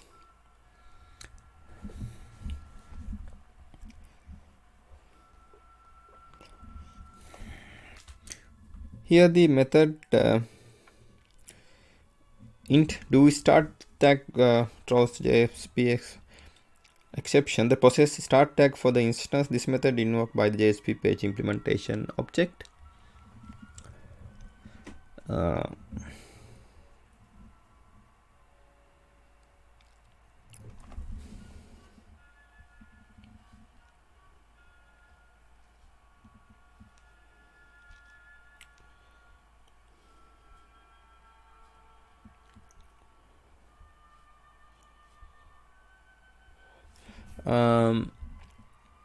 Static final int eval body buffered. The request the creation of new buffer, the body content on which to evaluate the body of this tag.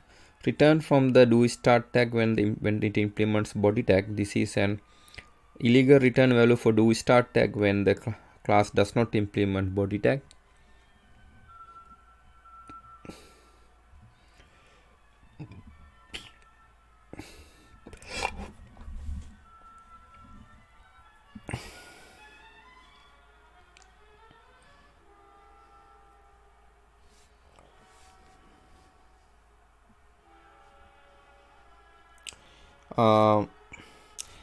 Eval body include static final int eval body include evaluate body into existing out string, valid return value for do start tag, this one, and static final int skip body evaluation, valid return value for do start tag and do after body.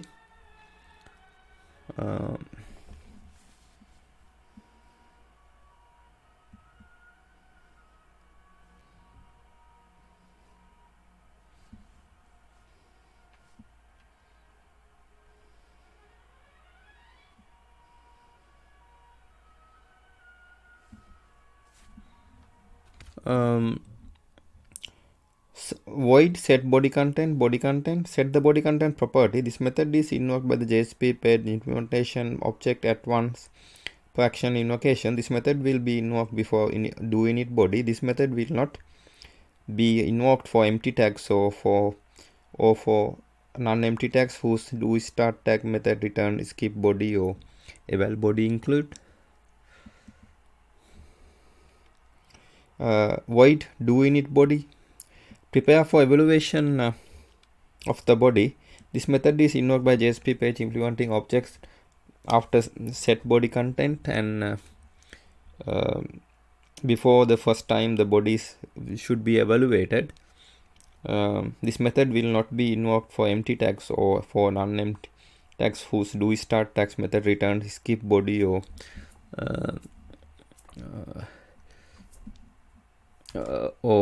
eval body include.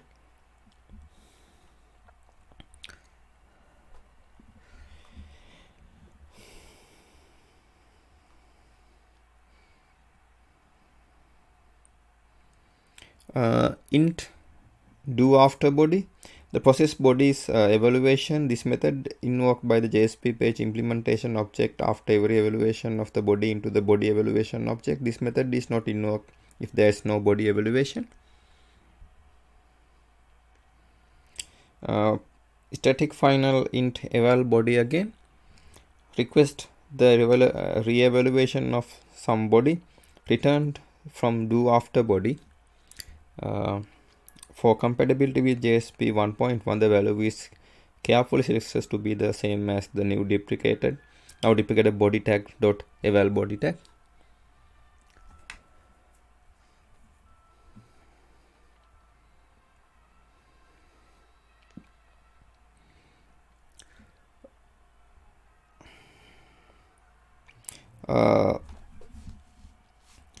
Static final int skip body evaluation, valid return value for do start tag and do after body.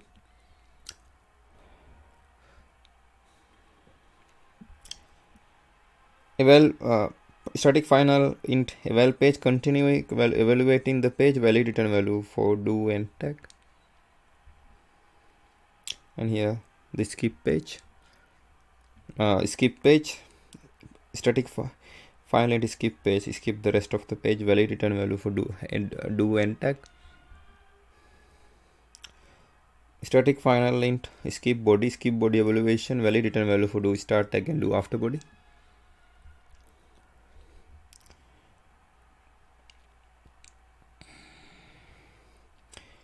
Int do end tag method, process end tag for this instance. This method is invoked by the JSP page implementation object on all tag handlers.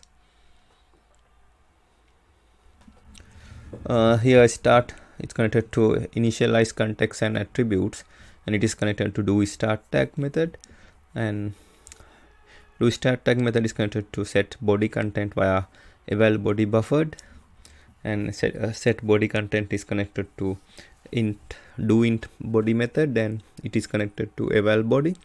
Here the do start tag is connected to eval body via eval body include. Evaluate body is connected to do after body method, and do after body method is connected to evaluate body via eval body again, and do after body is connected to do end tag via skip body, and do start tag is connected to do end tag via skip body. Do end tag is connected to evaluate rest of the page via eval page, and it is connected to the end, and do end tag is connected to the end via skip page.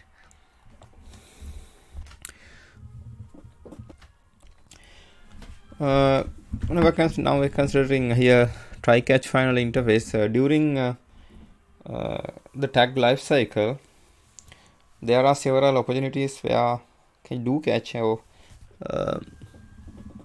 do finally might be called to handle an exception. The JSP specification guarantees that the do catch method will be called if an exception is thrown in the do start tag method. The tag body content or do end tag method Additionally, if the tag handler implements the iteration tag or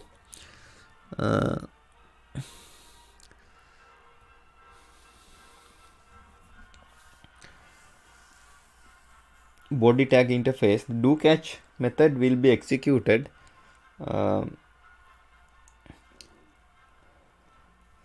if the exception is thrown within the do after body.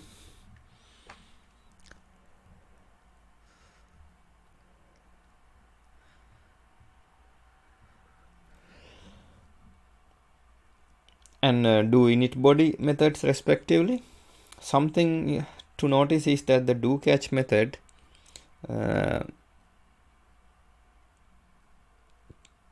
won't be called if an exception is thrown before the execution of the do start tag method.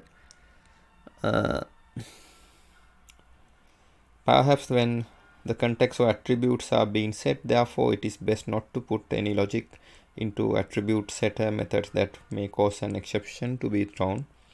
If the exception should be propagated further up to the calling stack, perhaps the JSP error page do catch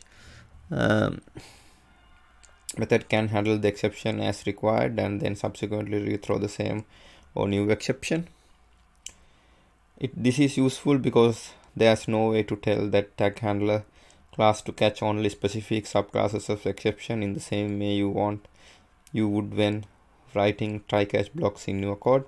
Instead, the do catch method handles all exception, and it's set to us as tag developers to decide which to handle and which to rethrow.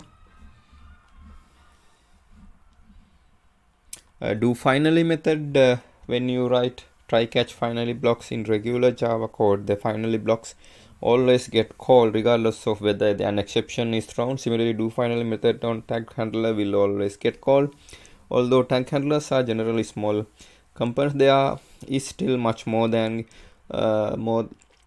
that can go wrong, especially when you are dealing with the databases and remote objects such as enterprise Java beans.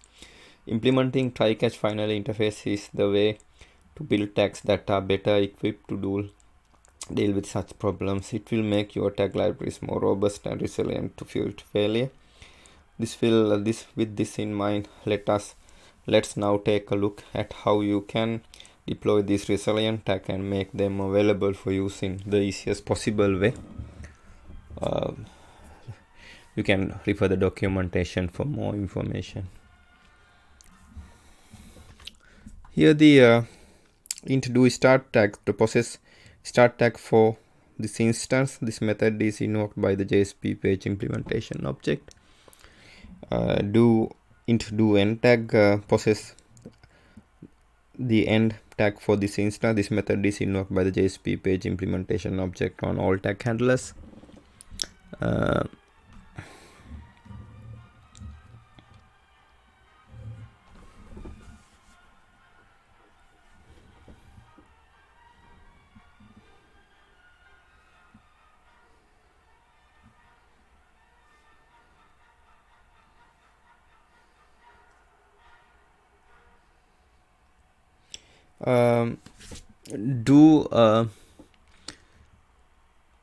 Do catch, the void do catch throwable t throws throwable in interface try catch final in package jakarta.server.jsp.tag.ext in module jakarta.server.jsp. Invoked if a throwable occurs while evaluating the body inside the tag or in any of the following methods: tag.do start tag method, tag.do end tag method, iteration tag.do after body method, and tag body tag.do init body method. Void do finally invoke in all cases after do end tag method for any class implementing tag, iteration tag or body tag. This method is invoked even if an exception occurred in the body of the tag or in any of the following method: tag.do start tag method, tag.do end tag method, iteration tag.do after body method, and body tag.do init body method. Start is connected to initialize context and attributes here, and initialize context and attributes connected to do start tag method, and do start tag method is connected to do catch via exception thrown, and do start tag is connected to evaluate body via eval body include, and do start tag is connected to do end tag via skip body, and evaluate body is connected to try do catch via exception thrown, and evaluate body is connected to otherwise do end tag, and do end tag is connected to try do catch via exception thrown, and do end tag is connected to do finally. Do finally is connected to evaluate rest of the page via eval page, and do finally is connected to end via skip page, and do catch is connected to do finally, and do finally is connected to eval rest of the page, and eval rest of the page is connected to end of the page. Eval rest of the page is connected to the end. As an example, we can consider jakarta.servlet.jsp module. As an example 2, we can consider package javax.servlet.jsp. So actually javax is the older version. So here jakarta.servlet.jsp, as an example, we are considering package jakarta.servlet.jsp, classes and interfaces for the core JSP 3.1 API. This is in module jakarta.servlet.jsp. As an example 3, we can consider an instance of an implementation dependent subclass of page context abstract class can be created by JSP implementation class at the beginning of its underscore JSP service.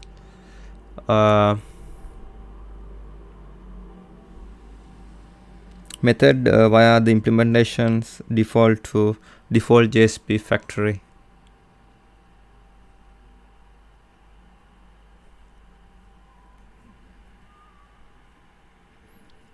Actually, here is one example of how to use these classes.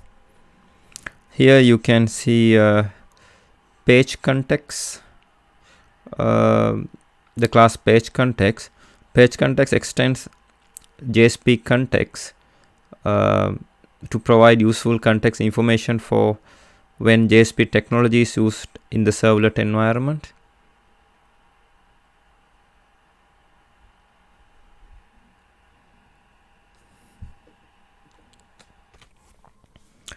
And here you can see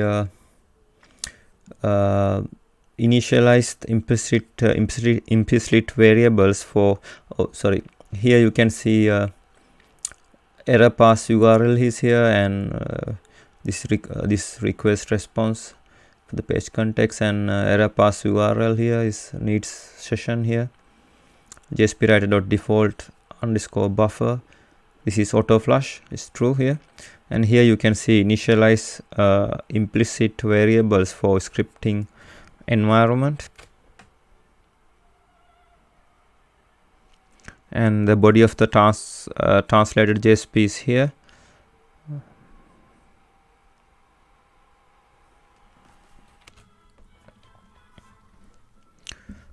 And here is a code example of a Java servlet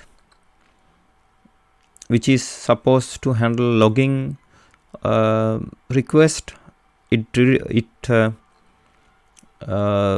redirect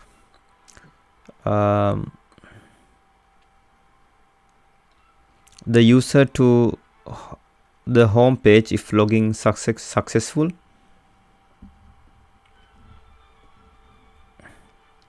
Here you can see the in the HTTP servlet request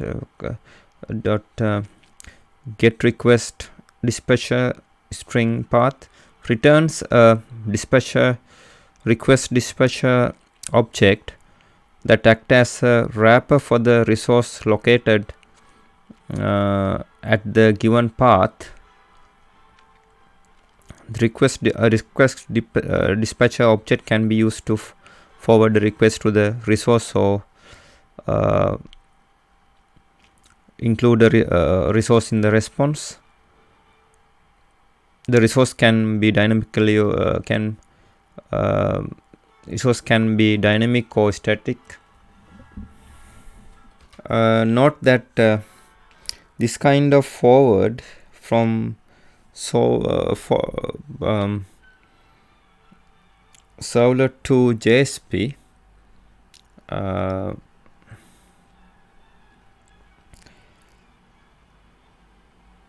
the URL on the web browser, the browser remains unchanged. It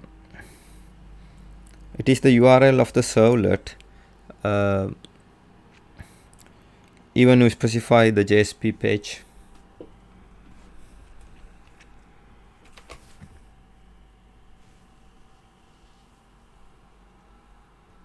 This is check logging here.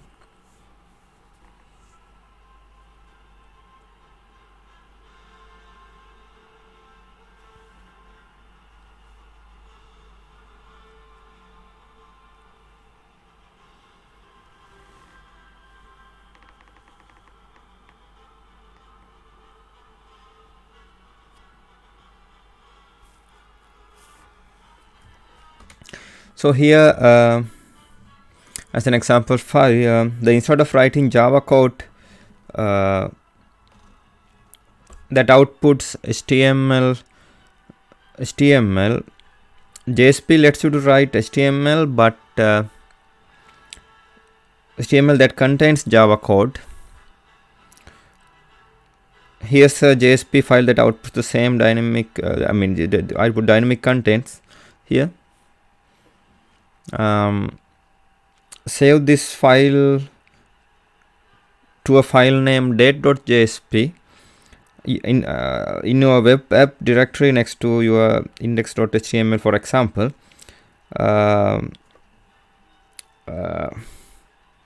Now open the browser to date.jsp, and you should see like this.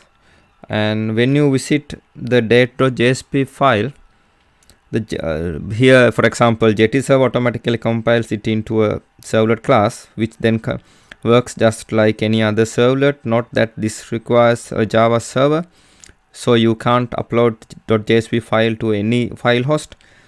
It has to be a Java server. But now, instead of writing Java code that contains HTML, you can write HTML that contains Java code. This makes it much easier to write web page.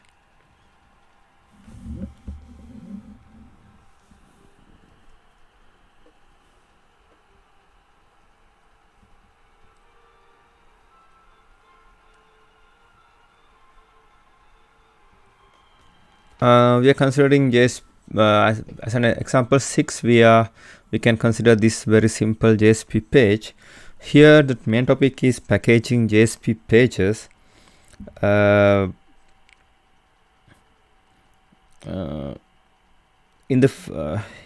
JSP page is delivered in a source form, for example, or this is like to be the most common example. And in the another example, JSP page is compiled into servlet that uses only servlet 6.0 and JSP 3.1 API calls.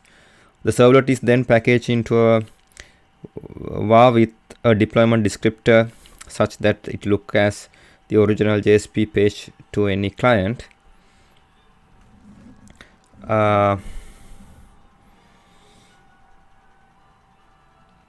So we start with a very simple JSP page, hello world.jsp, for example here. And the JSP page package as a source var file if you want. The JSP page can be packaged into a var file by just placing it at location /hello world.jsp in a default JSP page exception matching will pick it up. You can use the normal web.xml file and the servlet for the compiled JSP page. As an alternative, we will show how one can compile the JSP page into a servlet class to run it in a JSP container here. The JSP page is compiled into a servlet with some implementation dependent name.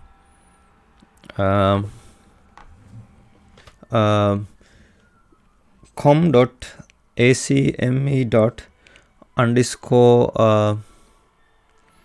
JSP underscore hello world underscore xxx underscore impl. The servlet code only depends on the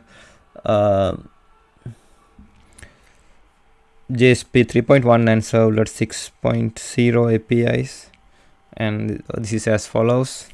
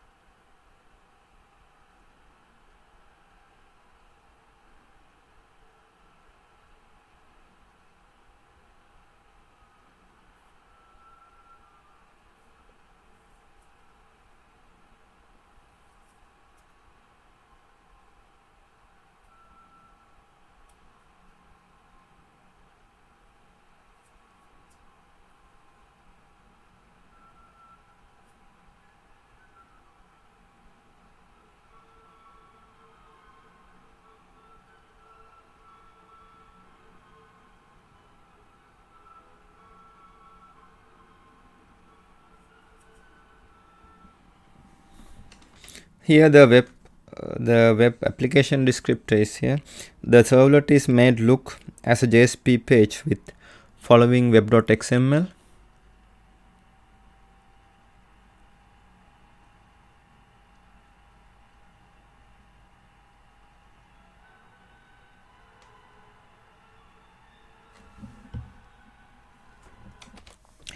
Finally, everything is packaged together into a var /web-ina/web.xml and /ina/acme/com/acme_jsp_hello_world_xxx_impl.class. Note that if the servlet class generated for the JSP page had dependent on some other supported classes, they would have to be included in the var.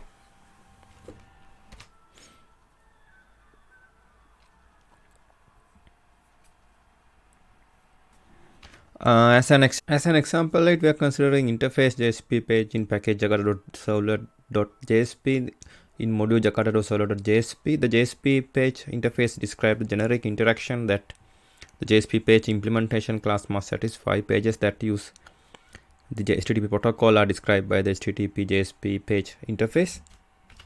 Now we are considering module jakarta.servlet.jsp. Now we are considering generating HTML in what is a JSP page. A traditional application domain of the JSP technology is HTML content.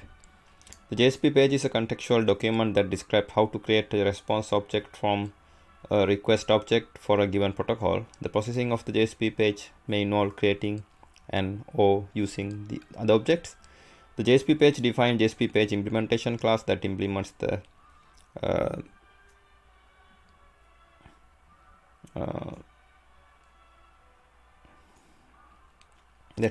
semantic of the JSP page.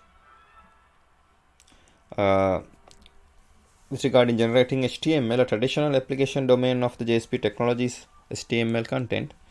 The JSP specification supports well this use through a syntax that is friendly to HTML and XML. Through it is not HTML specific. For instance, HTML comments are treated no differently than other HTML content. The JSP standard tag library has specific support for HTML though some specific custom actions. Now we are considering generating XML. An increasingly important application domain for JSP technology is dynamic XML content using formats like XHTML, SVG, and Open Office format, and in applications like content publishing and data representation and web services. The basic JSP machinery, JSP syntax can be used to generate XML content. But it is also possible to tag a JSP page as a JSP document and get additional benefits. JSP document is an XML document. This means that a JSP document is well formed, structured document, and that this will be evaluated by the JSP container.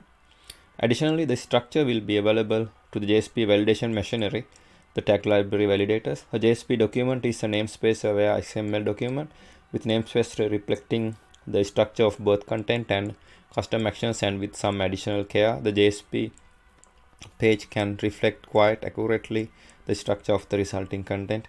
A JSP document can also use machinery like entity definitions. JSP 1.2 specification made a stronger distinction between JSP document and non-XML JSP pages. For instance, standard actions like JSP expression were only available in JSP documents. The difference proved to be confusing and distracting, and distinction was relaxed in JSP 2.0 to facilitate the transition from JSP syntax to XML syntax. Now we are considering translation and execution phases. A JSP container manages two phases of the JSP page's lifecycle. In the translation phase, the container validates the syntactic correctness of JSP pages and tag files and determine a JSP page implementation class that corresponds to the JSP page.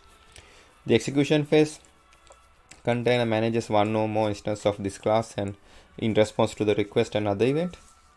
During the translation phase, the container locates or creates a JSP page implementation class that corresponds to a given JSP page. This process is determined by the semantics of the JSP page. The container interprets the standard directives and actions, and the custom actions referring to tag libraries used in the page. Tag library may optionally provide a validation method acting on the XML view of the JSP page. JSP container has flexibility in details of the JSP page implementation class that can be used to address quality of service, most notably performance issues. During execution of phase of the JSP container delivers event to the JSP page implementation object. The container is responsible for instantiation request and response object and invoking appropriate JSP page implementation object. Upon completion of processing, the response object is received by the container for communication to the client. Translation of the JSP source page into its implementation class can occur at any time between initial deployment of the JSP page into the JSP container and the receipt of the processing of the client request for the target JSP page.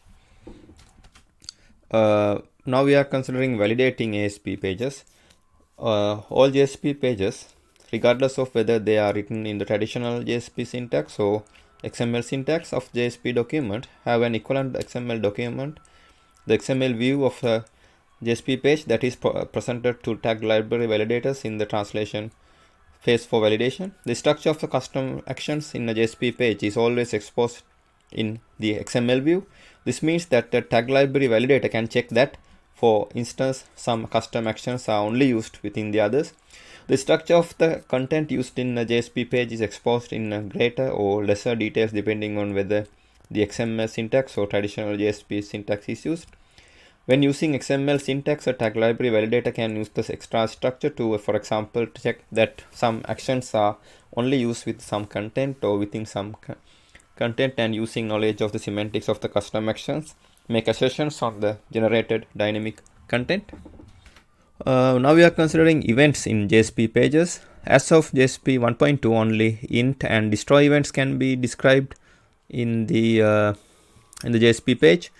The void JSP init in interface JSP page, in package jakarta.servlet.jsp, in module jakarta.servlet.jsp. The JSP init method is invoked when the JSP page is initialized. It is the responsibility of the JSP implementation and of the class mentioned by the extent attribute if present that at this point invocations to the get servlet config method will return the desired value. A JSP page can override this method by including a definition for it in a declaration element. A JSP page should redefine the init method from servlet. A JSP page may indicate how some events are to be handled. As of JSP 1.2 only, init and destroy events can be described in the JSP page. When the first request is delivered to the JSP page, a JSP init method, if present, will be called to prepare the page. Similarly, the JSP container invokes JSP destroy method to reclaim the resources used by the JSP page at any time when a request is not being serviced. This is the same life cycle as for servlets. JSP configuration information. JSP pages may be extended with the configuration information that is delivered in the JSP configuration portion of the web.xml deployment descriptor of the web application.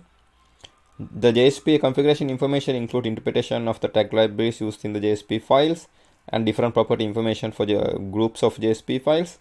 The property information includes page encoding information, whether the EL evaluation and scripting machinery is enabled, and prelude and coda automatic inclusions. The JSP configuration information can also be used to indicate that some resources in the JSP web applications are JSP files, even if they do not conform to the default .jsp extension, and to modify the default interpretation for .jspx.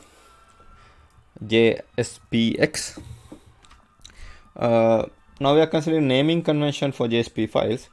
A JSP file page is packaged as one or more JSP files, often in a web application, and delivered to a tool like JSP container, the Jakarta E container, or an IDE. The complete JSP page may be contained in a single file. In other cases, a top file will include the other file that contains complete JSP pages or include segment of pages. By default, the extension .jsp means the top level JSP file. It is common for tools need to differentiate JSP files from other files. In some cases, the tools also need to differentiate between top JSP files and include segments. For example, a segment may not be a legal JSP page and may not compile properly.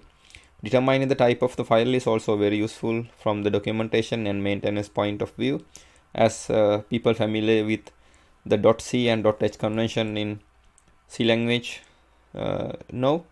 By default, extension .jsp means the top level JSP file. We recommend but do not mandate to differentiate between top level JSP files invoked directly by the client or dynamically included by another page or servlet, and statistically include a segment so that .jsp extension is used only for files corresponding top level JSP files forming a JSP page when processed. Statically include segment use any other extension, as included segments were called JSP segment in past versions of this specification. That extension .jspf was offered as a suggestion. This extension is still suggested for consistency reason, despite that they are now called JSP segments. JSP document, that is JSP pages that are delivered as XML document, use the extension .jspx by default. The JSP property group element of web.xml can be used to indicate some of the group of files, perhaps not using either of the extension above. JSP pages and can also be used to indicate which ones are delivered as XML documents. Now we are considering JSP page packaging in compiling JSP pages. When JSP page implementation class depends on support classes in the addition to the JSP 3.1 and Servlet 6.0 classes, the support classes are included in the package var as defined in the Servlet 6.0 specification for portability across JSP containers. The packaging of JSP pages contains two example, for example, in JSP pages packaged in vars, a JSP page delivered in source form, most common case. Then 2 is the JSP page translated into implementation class plus deployment information. The deployment information indicates support classes needed and mapped between the original URL path to the JSP page and the URL for the JSP page implementation class for that page. Now we are considering debugging JSP pages. In the past, debugging tools provided by development environment have lacked a standard format for conveying source map information, allowing debugger for one vendor to be used with the JSP container of another. JSP 3.1 containers must support the Jakarta debugging support for other languages specification. Now we are considering elements and template data in synthetic elements of a JSP page. A JSP page has elements and template data. An element is an instance of an element type known as JSP container. Template data is everything else, that is everything that the JSP translator does not know about. The type of an element describes its syntax and semantics. If the element has attributes, the type describes the attribute names, their valid types and their interpretation. If the element defines object, the semantics include what objects it defined and other types. Now we are considering directives in element syntax. Directive element have a syntax of the form here. Directive provide the global information that is conceptually valid independent of any specific request received by the JSP page. They provide information for translation phase. The directive element have syntax of the form here. Now we are considering start and end tag. The same rule applies to the element in the alternative syntax. For example, scriptlet has the syntax here. Elements that have distinct start and end tags, which enclosed by must start and end in the same file. The start tag cannot be in one file while the end tag is in another. The same rule applies to the element in the alternative syntax. For example, a scriptlet has syntax here. The both opening characters and enclosing characters here must be in the same physical file. Scripting language may also impose constraint on the placement of start and end tags relative to the specific scripting constructs. Now we are considering empty elements. As examples, the following are all empty tags here. The following the XML specification, an element described using an empty tag is indistinguishable from one using the start tag and empty body and an end tag.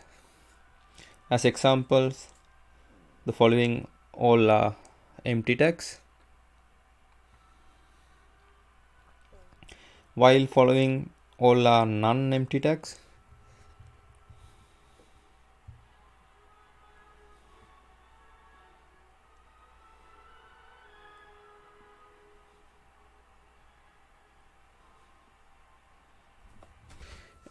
Attributes values, following the XML specification, attribute values always appear quoted. Either single or double quotes can be used to reduce the need for escaping quotes. There are two types of attributes values, literals and request time expressions, but the quotation rules are the same. Now we are considering the JSP attributes, attributes and JSP body and JSP element, JSP elements. Until JSP here the both example have tags body containing simple words template text. The until JSP 2.0 the tag handlers could be passed into input two ways, through attribute values and through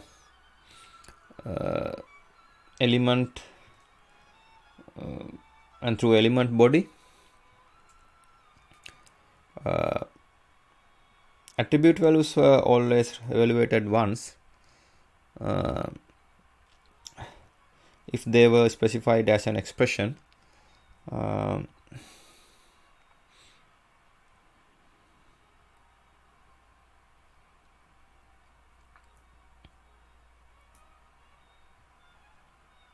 And the result was passed to the tag handler. The body could contain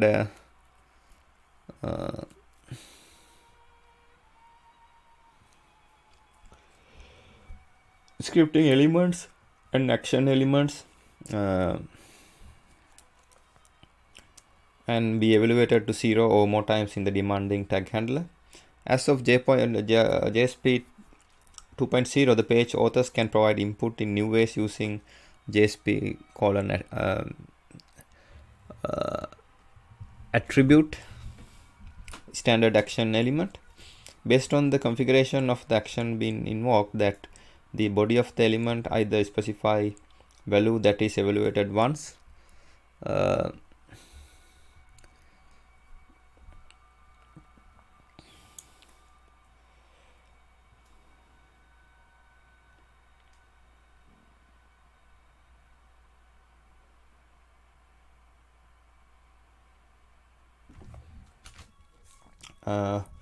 the JSP attributes action must only be used to specify attribute value for standard or custom actions, and translation error must occur if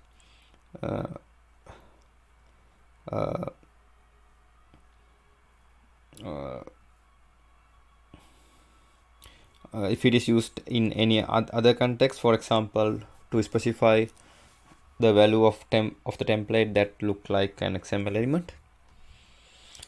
It is illegal JSP syntax which must result in translation error to use both an XML attributes and in JSP attribute standard action to pass the value of the same attribute. This example uses XML element attribute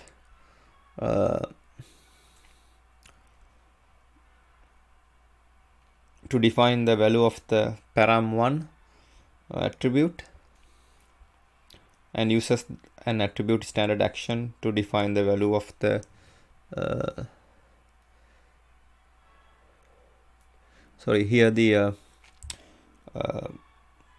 this example uses XML element attribute to define the value of the parameter param1 here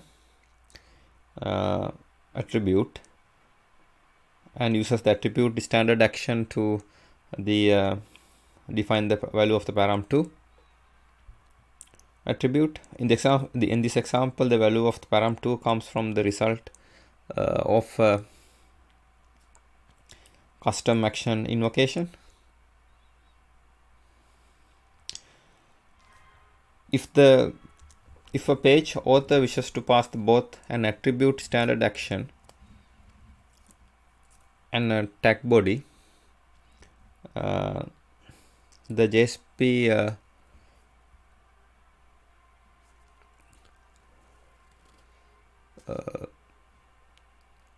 column body standard action must be used to specify the body. A translation error will result if the custom action invocation has JSP attribute element but does not define the body using the JSP body element. The following example here shows two equivalent tag invocations to the hypothetical my tag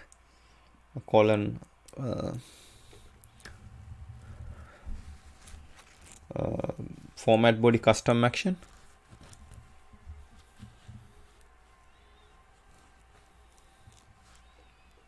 The first invocation uses XML element attribute to pass the value of the color and size attributes. The second example uses an attribute standard action to pass the value of the color attribute. Both examples have tag body containing simply the words template text. The JSP attribute, JSP colon attribute can be used with an JSP colon element standard action to generate dynamic content in a well structured way. The example here generates an HTML head of some type known at the page authoring time.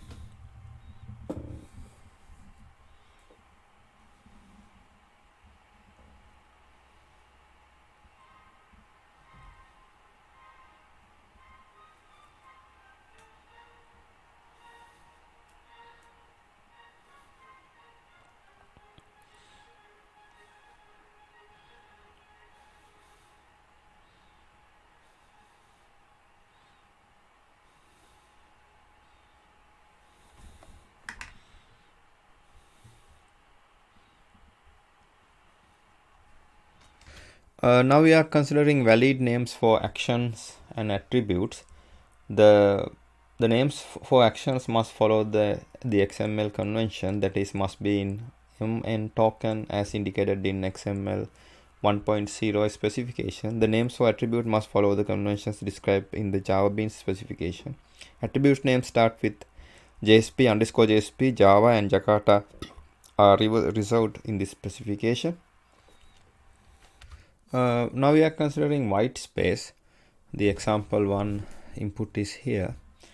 In HTML, XML and XML white space is usually not significant, but there are exceptions. For example, an XML file may start with character greater than question mark XML, and then it must do so with no leading white space characters. This is, in the specification follows the whitespace behavior defined for XML. Whitespace within the body text of a document is not significant but is perceived. The default behavior can be modified for JSP pages in standard syntax.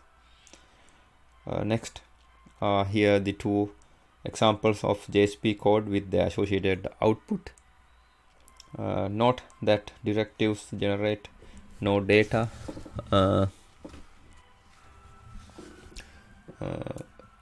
and apply globally to JSP page.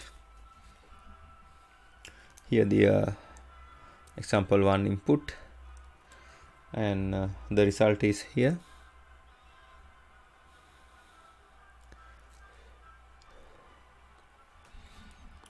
And the next two tables here shows another example with input and output.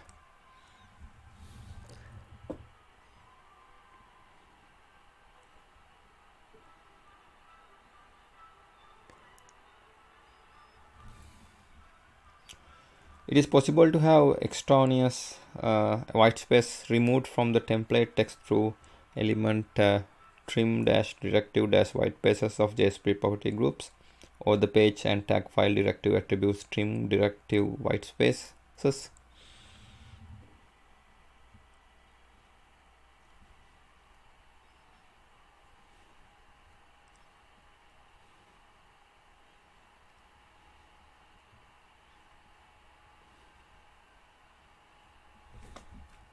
JSP documents, the default convention for the JSP documents is .jspx.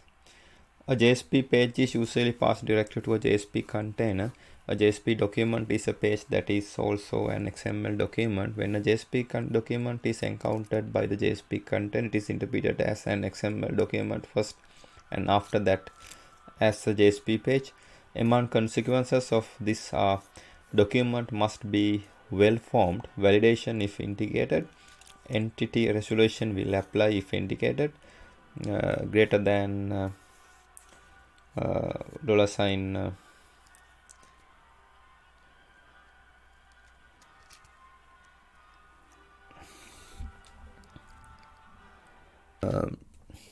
the less than $ style syntax cannot be used. The JSP documents are often a good match for a generation of dynamic XML content, as they can perceive much of the structure of the generated document. The default convention for JSP document is .jspx. There are configuration elements that can be used to indicate that the specific file is a JSP document. JSP syntax and grammar. In addition, the following notes and rules apply. Here we present a simple EBNF grammar for JSP syntax. The grammar is intended to provide the concise syntax overview and to resolve any syntax ambiguities present in the specification. Other sections may apply further restriction to this syntax. For example, restrict what represent a valid attribute value for a page directive. In all other cases, the grammar takes precedence in resolving syntax questions. The notation for grammar is identical to that described by chapter 6, other chapters in XML 1.0 specification available at the w3.org URLs. In addition, the following notes and rules apply.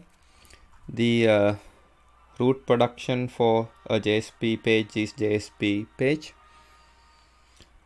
The prefix XML is used, XML : is used to refer to an EBNF definition in the XML 1.0 specification. Where applicable to resolve grammar ambiguities, the first matching production must always be followed. This is commonly known as the greedy algorithm. If the translation error production is followed, the page is invalid and the result will be translation error.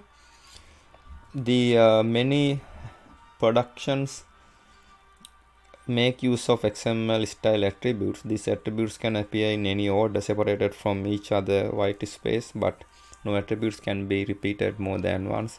To make these XML style attribute specifications more concise and easier to read, the syntax attr set is used in the EBNF to define a set of XML attributes that are organized in a particular production. Within the square brackets, attr set is listed comma separated list of case sensitive attribute names that are valid. Each attribute names represent a single XML attribute. If the attribute name is prefixed with the equal sign, the production attribute defined attribute must match either RT_EXPR value or static value accepted. If not, the production non-RT attribute must be matched. Only static values are accepted. If the attribute name is prefixed with the bang sign, the attribute is required and must appear in order for this production must be to be matched. If an attribute that matches the attribute production with the name not listed appears adjacent to any of the other attributes, the production is not matched. For example, consider the production that contain attr bang name equal value and not equal repeat. This production is matched if and only if all the following is true.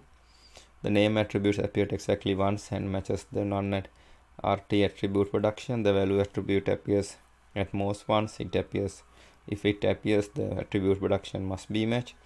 The repeat attribute appears exactly once and matches the attribute production. There must be no other attribute aside from the name value or repeat.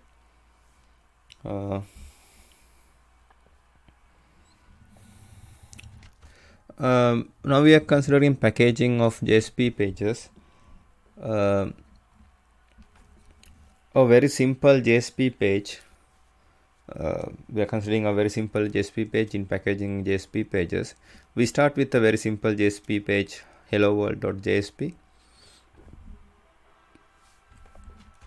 The JSP page package as a source in a WAR file. The web.xml is trivial. The JSP page can be packaged into WAR file by placing it at location // hello world.jsp, the default JSP page extension mapping will pick it up. The web.xml is trivial.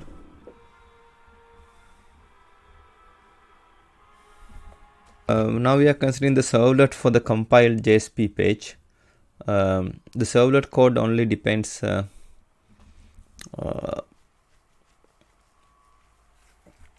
the JSP 3.1 and servlet 6.0 APIs as follows here. As an alternative, we will show how one compile JSP page into a servlet class to run a JSP container. The JSP page is compiled into a servlet with some implementation dependent name com.acme. Here the underscore JSP underscore hello world underscore xxx underscore impl. The servlet code only depends on the JSP 3.1 and servlet 6.0 APIs as follows.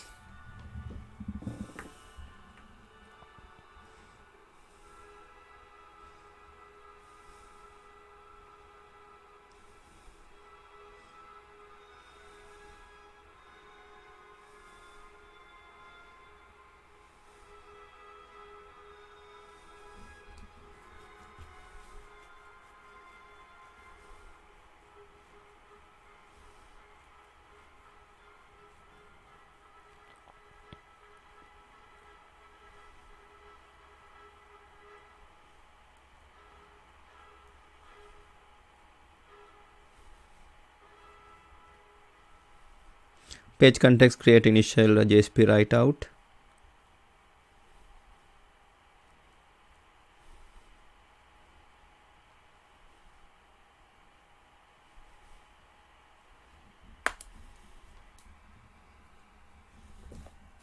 Now we are considering web application descriptor. The servlet is made to look as a JSP page with the following web.xml.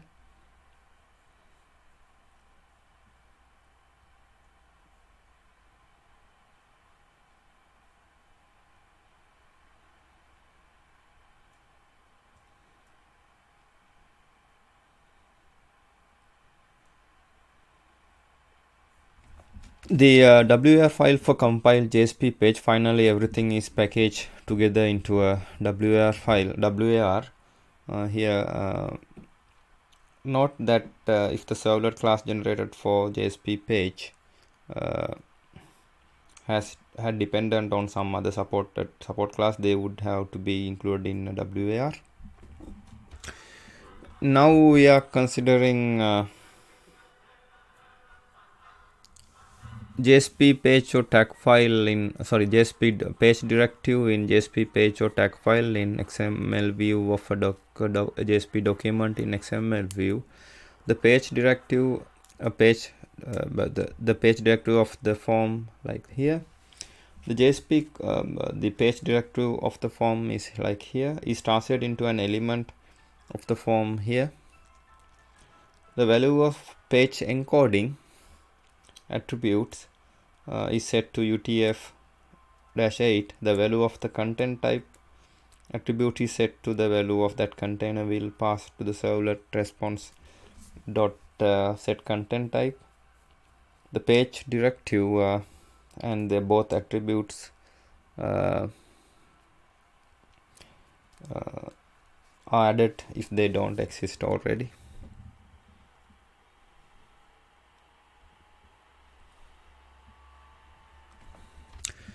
The now we are considering validating an XML view of a JSP page. The validating an XML view of JSP page. The tag library validator for a tag library permits encapsulation this knowledge with the tag library. The class tag library validator in package jakarta.servlet.jsp.tag.ext in module jakarta.servlet.jsp. Translation time validator class for the JSP page. That validator operates on the XML view associated with the JSP page. The XML view of a JSP page is a namespace aware document. It cannot be validated against DTT except in a most simple cases to reduce confusion and possible unintended performance consequences. The XML view of a JSP page will not include a doc type. There are several mechanisms that are aware of namespaces that can be based to do validation of XML views of JSP pages. The most popular mechanism is the W3C XML schema language, but others are also suited, including some very simple ones that may check, for example, that only some elements are being used for inversely that are not used. The tag library validator for a tag library permits encapsulation this knowledge with the tag library. The tag library validator act on XML view of a JSP page. If the page was authorized in JSP syntax, that view does not provide any details on template data, all being grouped inside JSP text element, but the fine details can be described when using JSP documents. Similarly, when applying the XSLT transformation to a JSP document, the XML fragments will be plainly visible, while the content of JSP text element will not. Here's a JSP document in examples. Here the JSP standard tag library is used. This is an example of very simple JSP document that has some template XML elements. This particular example describes a table that is a collection of 3 rows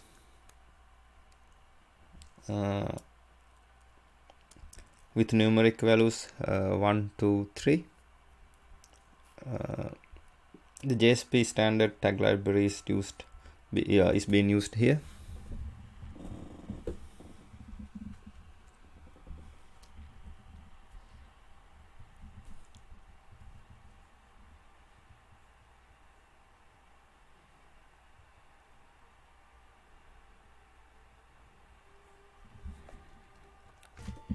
Now we are considering core syntax and error handling in core syntax and semantics.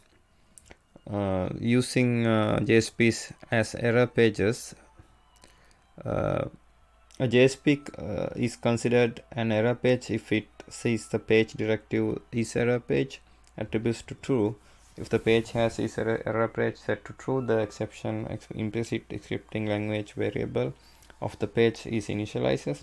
The variable is set to the value of the Jakarta.server.error.exception request attribute value if the present, and otherwise to the value of the Jakarta.server.jsp exception request attribute for backward compatibility for JSP pages pre-compiled with the JSP 1.2 compiler. In addition, an error data instance must be initialized based on the error handler servlet request attribute defined by the servlet specification and made available through a page context to the page.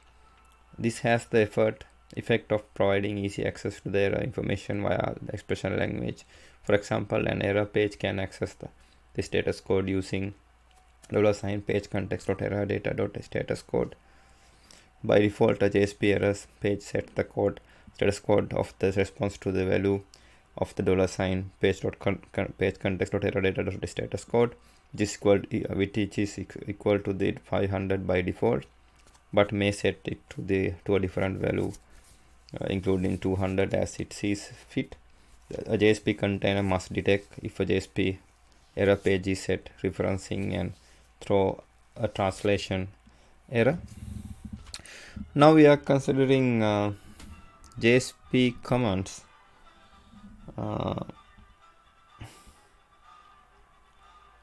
In commands in JSP pages in standard syntax in commands. A JSP command is of the form here. Body of the content is ignored completely. Comments are useful for documentation but are also used to comment out of some portion of the JSP page. Note that the JSP comments do not nest. The alternative way to place a comment in JSP is to use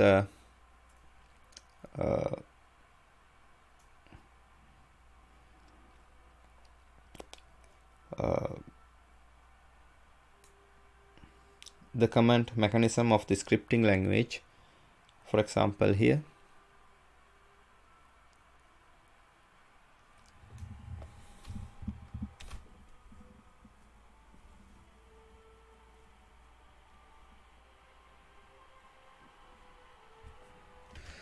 the comments in JSP documents.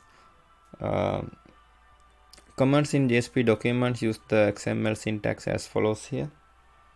The body of the content is ignored completely. The comment in a JSP document may be used for documentation purposes and for commenting out portions of a JSP file. Comments in documents do not nest. Now we are considering overall semantics of a JSP page. Its value varies. A JSP page implementation class define underscore JSP service method mapping from the request to the response object. Some details of this transformation are specific to the scripting language used. Most details are not language specific and are described here. The content of a JSP page is devoted largely to describing the data that is returned to the output stream of the response. The JSP container usually sends its data back to the client. The description is based on the JSP write object that is exposed through the implicit object out. Its value varies. Initially, out is an new JSP write object. This object may be different from the stream object returned from the response.getWrite method and may be considered to be interposed on a later in order to implement buffering. This is the initial out object. JSP page authors are prohibited from writing directly to either the print writer or output stream associated with the servlet response. The JSP container should not invoke response.getWrite until the time when the first portion of the content is to be sent to the client.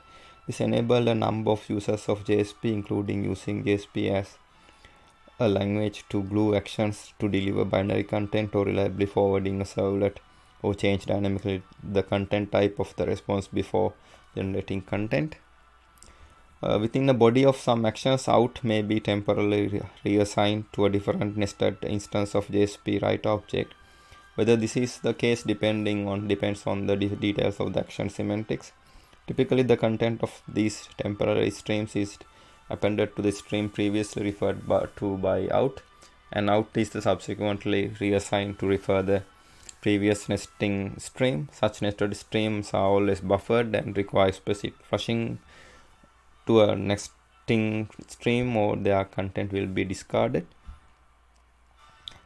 If the initial out JSP write object is buffered, then depending upon the value of the auto flush attribute of the page directive, the content of that buffer will either be automatically flushed out to the servlet response output stream to obviate overflow, or an exception shall be thrown to a signal buffer overflow.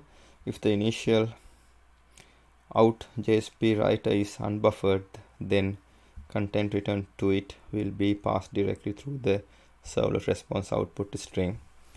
A JSP page can also describe what should happen when some specific events occur. In JSP 3.1, only events that can be described are the initialization and destruction of the page. These events are describing using well-known method names in declaration elements. Now we are considering including data in JSP pages.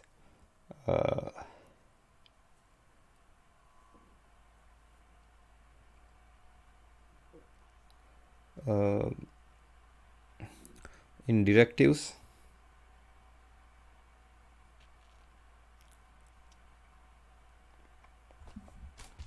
Here we are considering include directive translation time. This is syntax. This is file relative and specification. The object is static and content is passed by JSP container. Now we are considering syntax of expressions in JSP pages in expression language.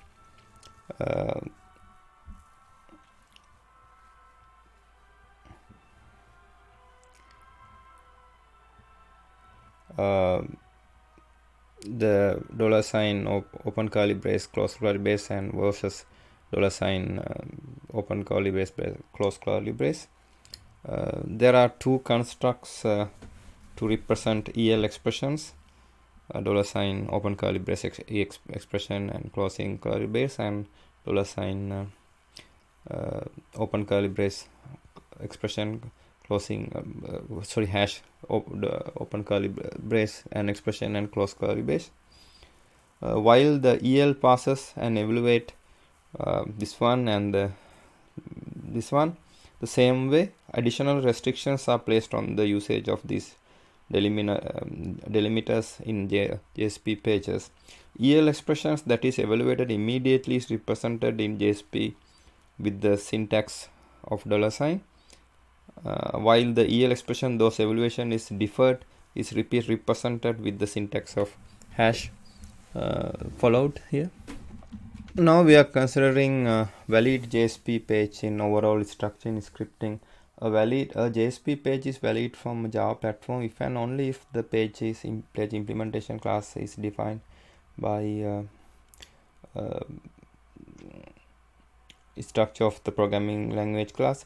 After applying all include directives, the together with any other classes defined by JSP contain is valid program for given Java platform, and if it passes the validation method for all tag libraries associated with the JSP page. Now we are considering a JSP page model in JSP container.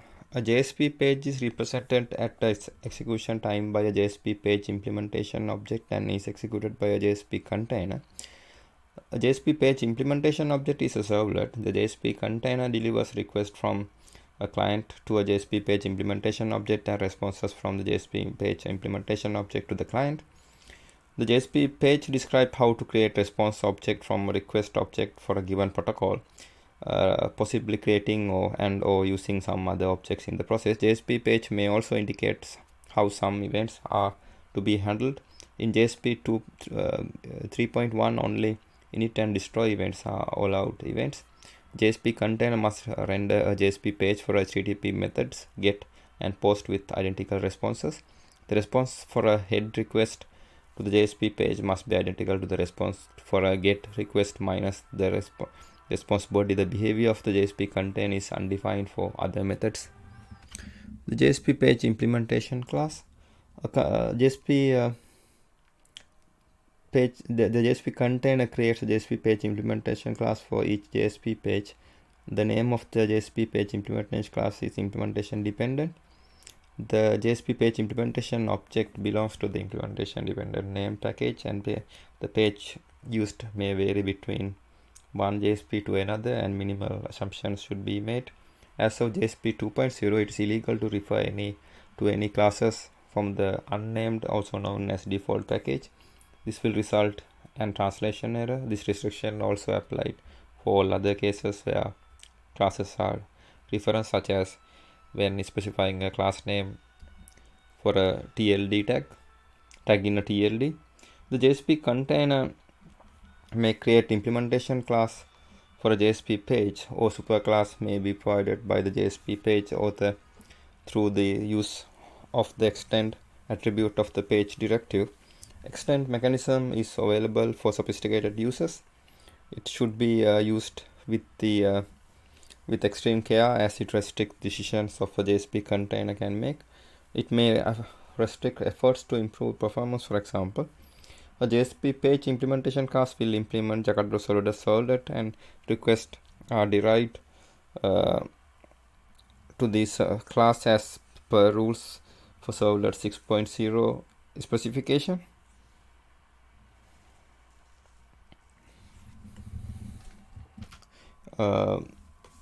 JSP page implementation class may depend on support classes. If the page a page may A page implementation class may depend on the support classes. If the JSP page implementation class is packaged into a WAR, any dependent classes will have to be included, so it will be portable across all JSP containers. A JSP page author writes a JSP page expecting that the client and the server will communicate using a certain protocol. The JSP container must guarantee that request to and response from a page that use that protocol. Most JSP pages use HTTP, and the implementation classes must implement a HTTP JSP page interface which extend the JSP page. If the protocol is not HTTP, then the class will implement an interface that extend JSP page. Now we are considering detection algorithm for JSP pages in page encoding detection. The following is a complete though unoptimized algorithm for determining the character encoding for JSP file. JSP containers may use an optimized version of this algorithm, but it must detect the same encoding as the algorithm in all cases. One, decide whether the source file is a JSP page in standard syntax or a JSP document in XML syntax. If there's a XML element in a JSP property group that names this file, then it has the value true, the file is a JSP document, and if it has the value false, the file is not a JSP document. Otherwise, if the file name has the extension JSPX, the file is a JSP document. Otherwise, try to find JSP root element in the file. Determine the initial encoding from the first 4 byte of the file as described as described in the XML 1.3 specification. The 4 byte sequence 3C, 3F, 786D use ISO 88591. For the byte sequence 4C, 4F, A794 use IBM 037. For all other cases, use UTF or UCS encoding given in appendix. Read the file using initial encoding and search for JSP root element. If the element is found and is the top element, the file is a JSP document in XML syntax. Otherwise, file is a JSP page in standard syntax.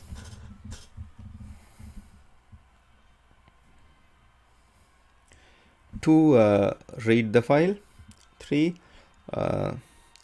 If the file is a JSP page in a standard syntax, if the file is not preceded by BOM, check whether there is a JSP configuration element page -encoding whose URL pattern matches this file. Read the file using initial encoding and search for page encoding attributes in the page declaration. The specification requires the attribute to be found only if it is not preceded by non-ASCII characters, so simplified implementations are allowed. Report an error if there are a page encoding configuration element whose URL pattern matches this file and a page encoding attribute and the two name different encodings. D. If there is a page encoding configuration element whose URL pattern matches this file, page character encoding is the one named in this element. Otherwise, if there is a page encoding attribute, the page character encoding is the one named in this attribute. Otherwise, read the file using the initial encoding and search for the charset value within the content type attribute in the page declaration. If it exists, page character encoding is the one named in this character charset value. The specification requires attribute to be found only if it is not preceded by non-ASCII characters, so simplified implementations are allowed. Otherwise, the page character encoding is ISO 88591. If the file is preceded by BOM, read the file using the encoding integrated by BOM and search for the page encoding attributes in the page declaration. Report an error if any of the following conditions are met. If there is a page encoding configuration element whose URL pattern matches this page and whose encoding does not match the encoding indicated by the BOM. There is a page encoding directive attribute whose encoding does not match the encoding indicated by the BOM. 4. If the file is a JSP document in XML syntax, use these steps. determine the page character encoding as described in the XML 1.0 specification. Note whether the encoding was named in the encoding attribute of XML prologue or just derived from initial bytes. Check whether there is a JSP configuration element page encoding whose URL pattern matches this file. Read the file using detected encoding and search for page encoding attribute in a JSP directive.page element. Report an error if and any of the following conditions is met. An XML prologue names in encoding there is a page encoding configuration element whose URL pattern matches this element and which names a different encoding. The XML prologue names an encoding there is a page encoding attribute which names a different encoding. There are a page encoding configuration element whose URL pattern matches this file and page encoding attribute and to name different encoding. 5. Read the file and read using the page character encoding.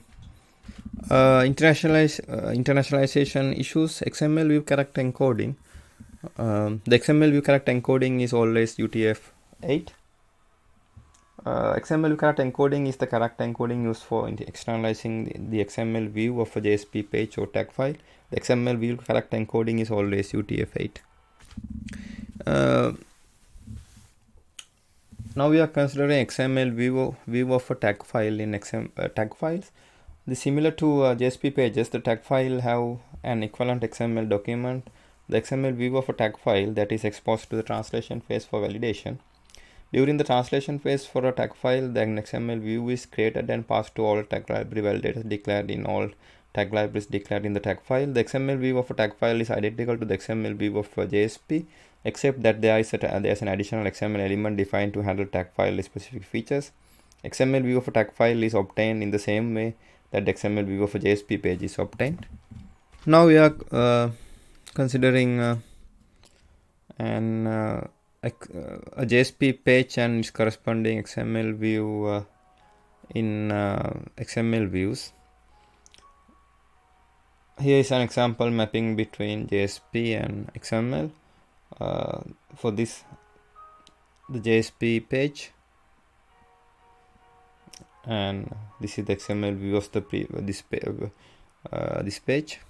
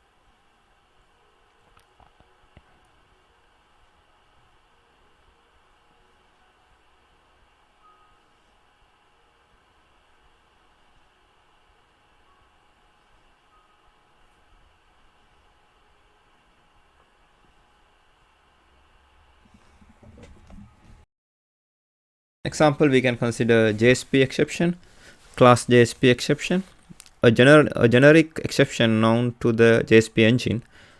Uncaught JSP exceptions will result in invocation of the error page machinery. This is in module jakarta.servlet.jsp and package jakarta.servlet.jsp.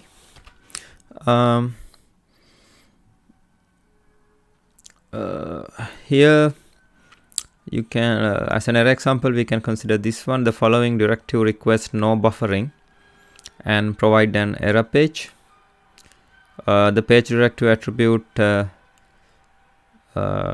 error page defines a URL to a resource to which any Java programming language throwable objects thrown but not caught by the page implementation are forwarded for error processing.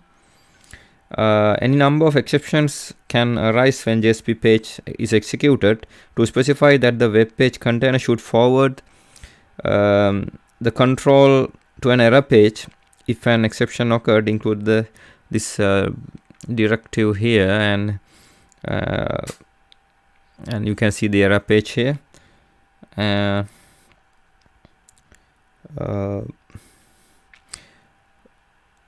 Here you can see this directive makes an object type JavaX. Here, for example, Jakarta.servlet.jsp.error data available to the error page, so that you can retrieve, interpret, and possibly display information about the cause of the exception in the error page. To access the error data object in an EL expression language expression by the way of the page context, thus $ open brace curly brace page context dot error data dot status code close curly brace retrieves the status codes, and here the $ open brace page context dot error data dot throwable date dot throwable retrieves the exception. Here the cause, you can retrieve the cause of the exception using this expression here. You can see cause here. You can also define an error pages for the var file var that contains the JSP page. If the error pages are defined for both var and the JSP page, the JSP page error page take precedence. As an example 7, we can consider JSP model 1 architecture here, and here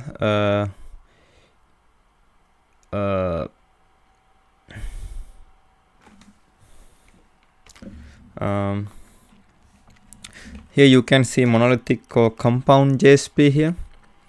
When JSP were first introduced, some developers recognized their potential to replace the awkwardness of embedding HTML output in a servlet with the convenience of scripting. Many decided that since JSP were passed into servlets internally, they were just a new syntax for servlets, so they built servlets including access to models, control logic, and output.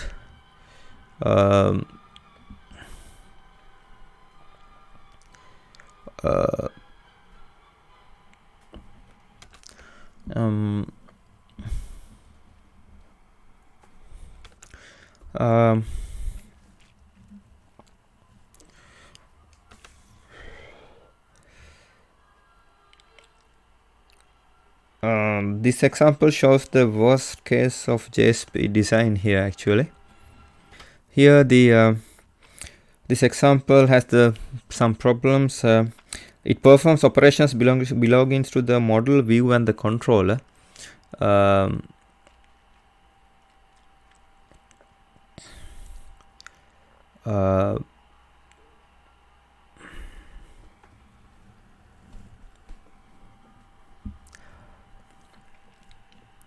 The example of this example combines the functionality of JSP and servlets, but represent the worst of both worlds from the point of view of maintenance.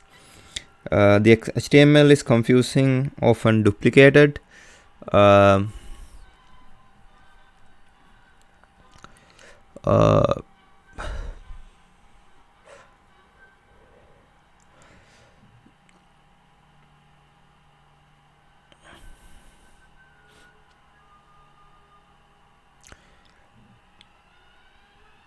And spread throughout the file in an opaque way. The Java code is embedded awkwardly, again hard to find and follow.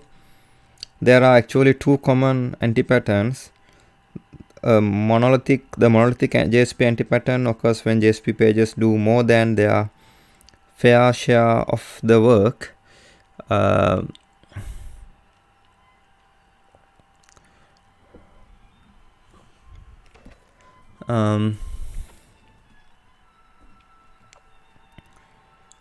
Often acting as both view and controller. While this example doesn't interact directly with the model via JNDI or JDBC, it would be a logical extension, further destroying the separation of model and controller.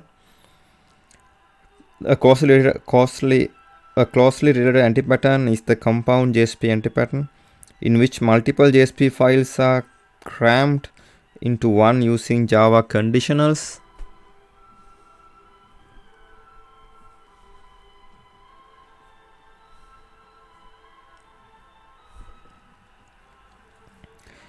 In the example here, our code exists the return value of a call to do logging,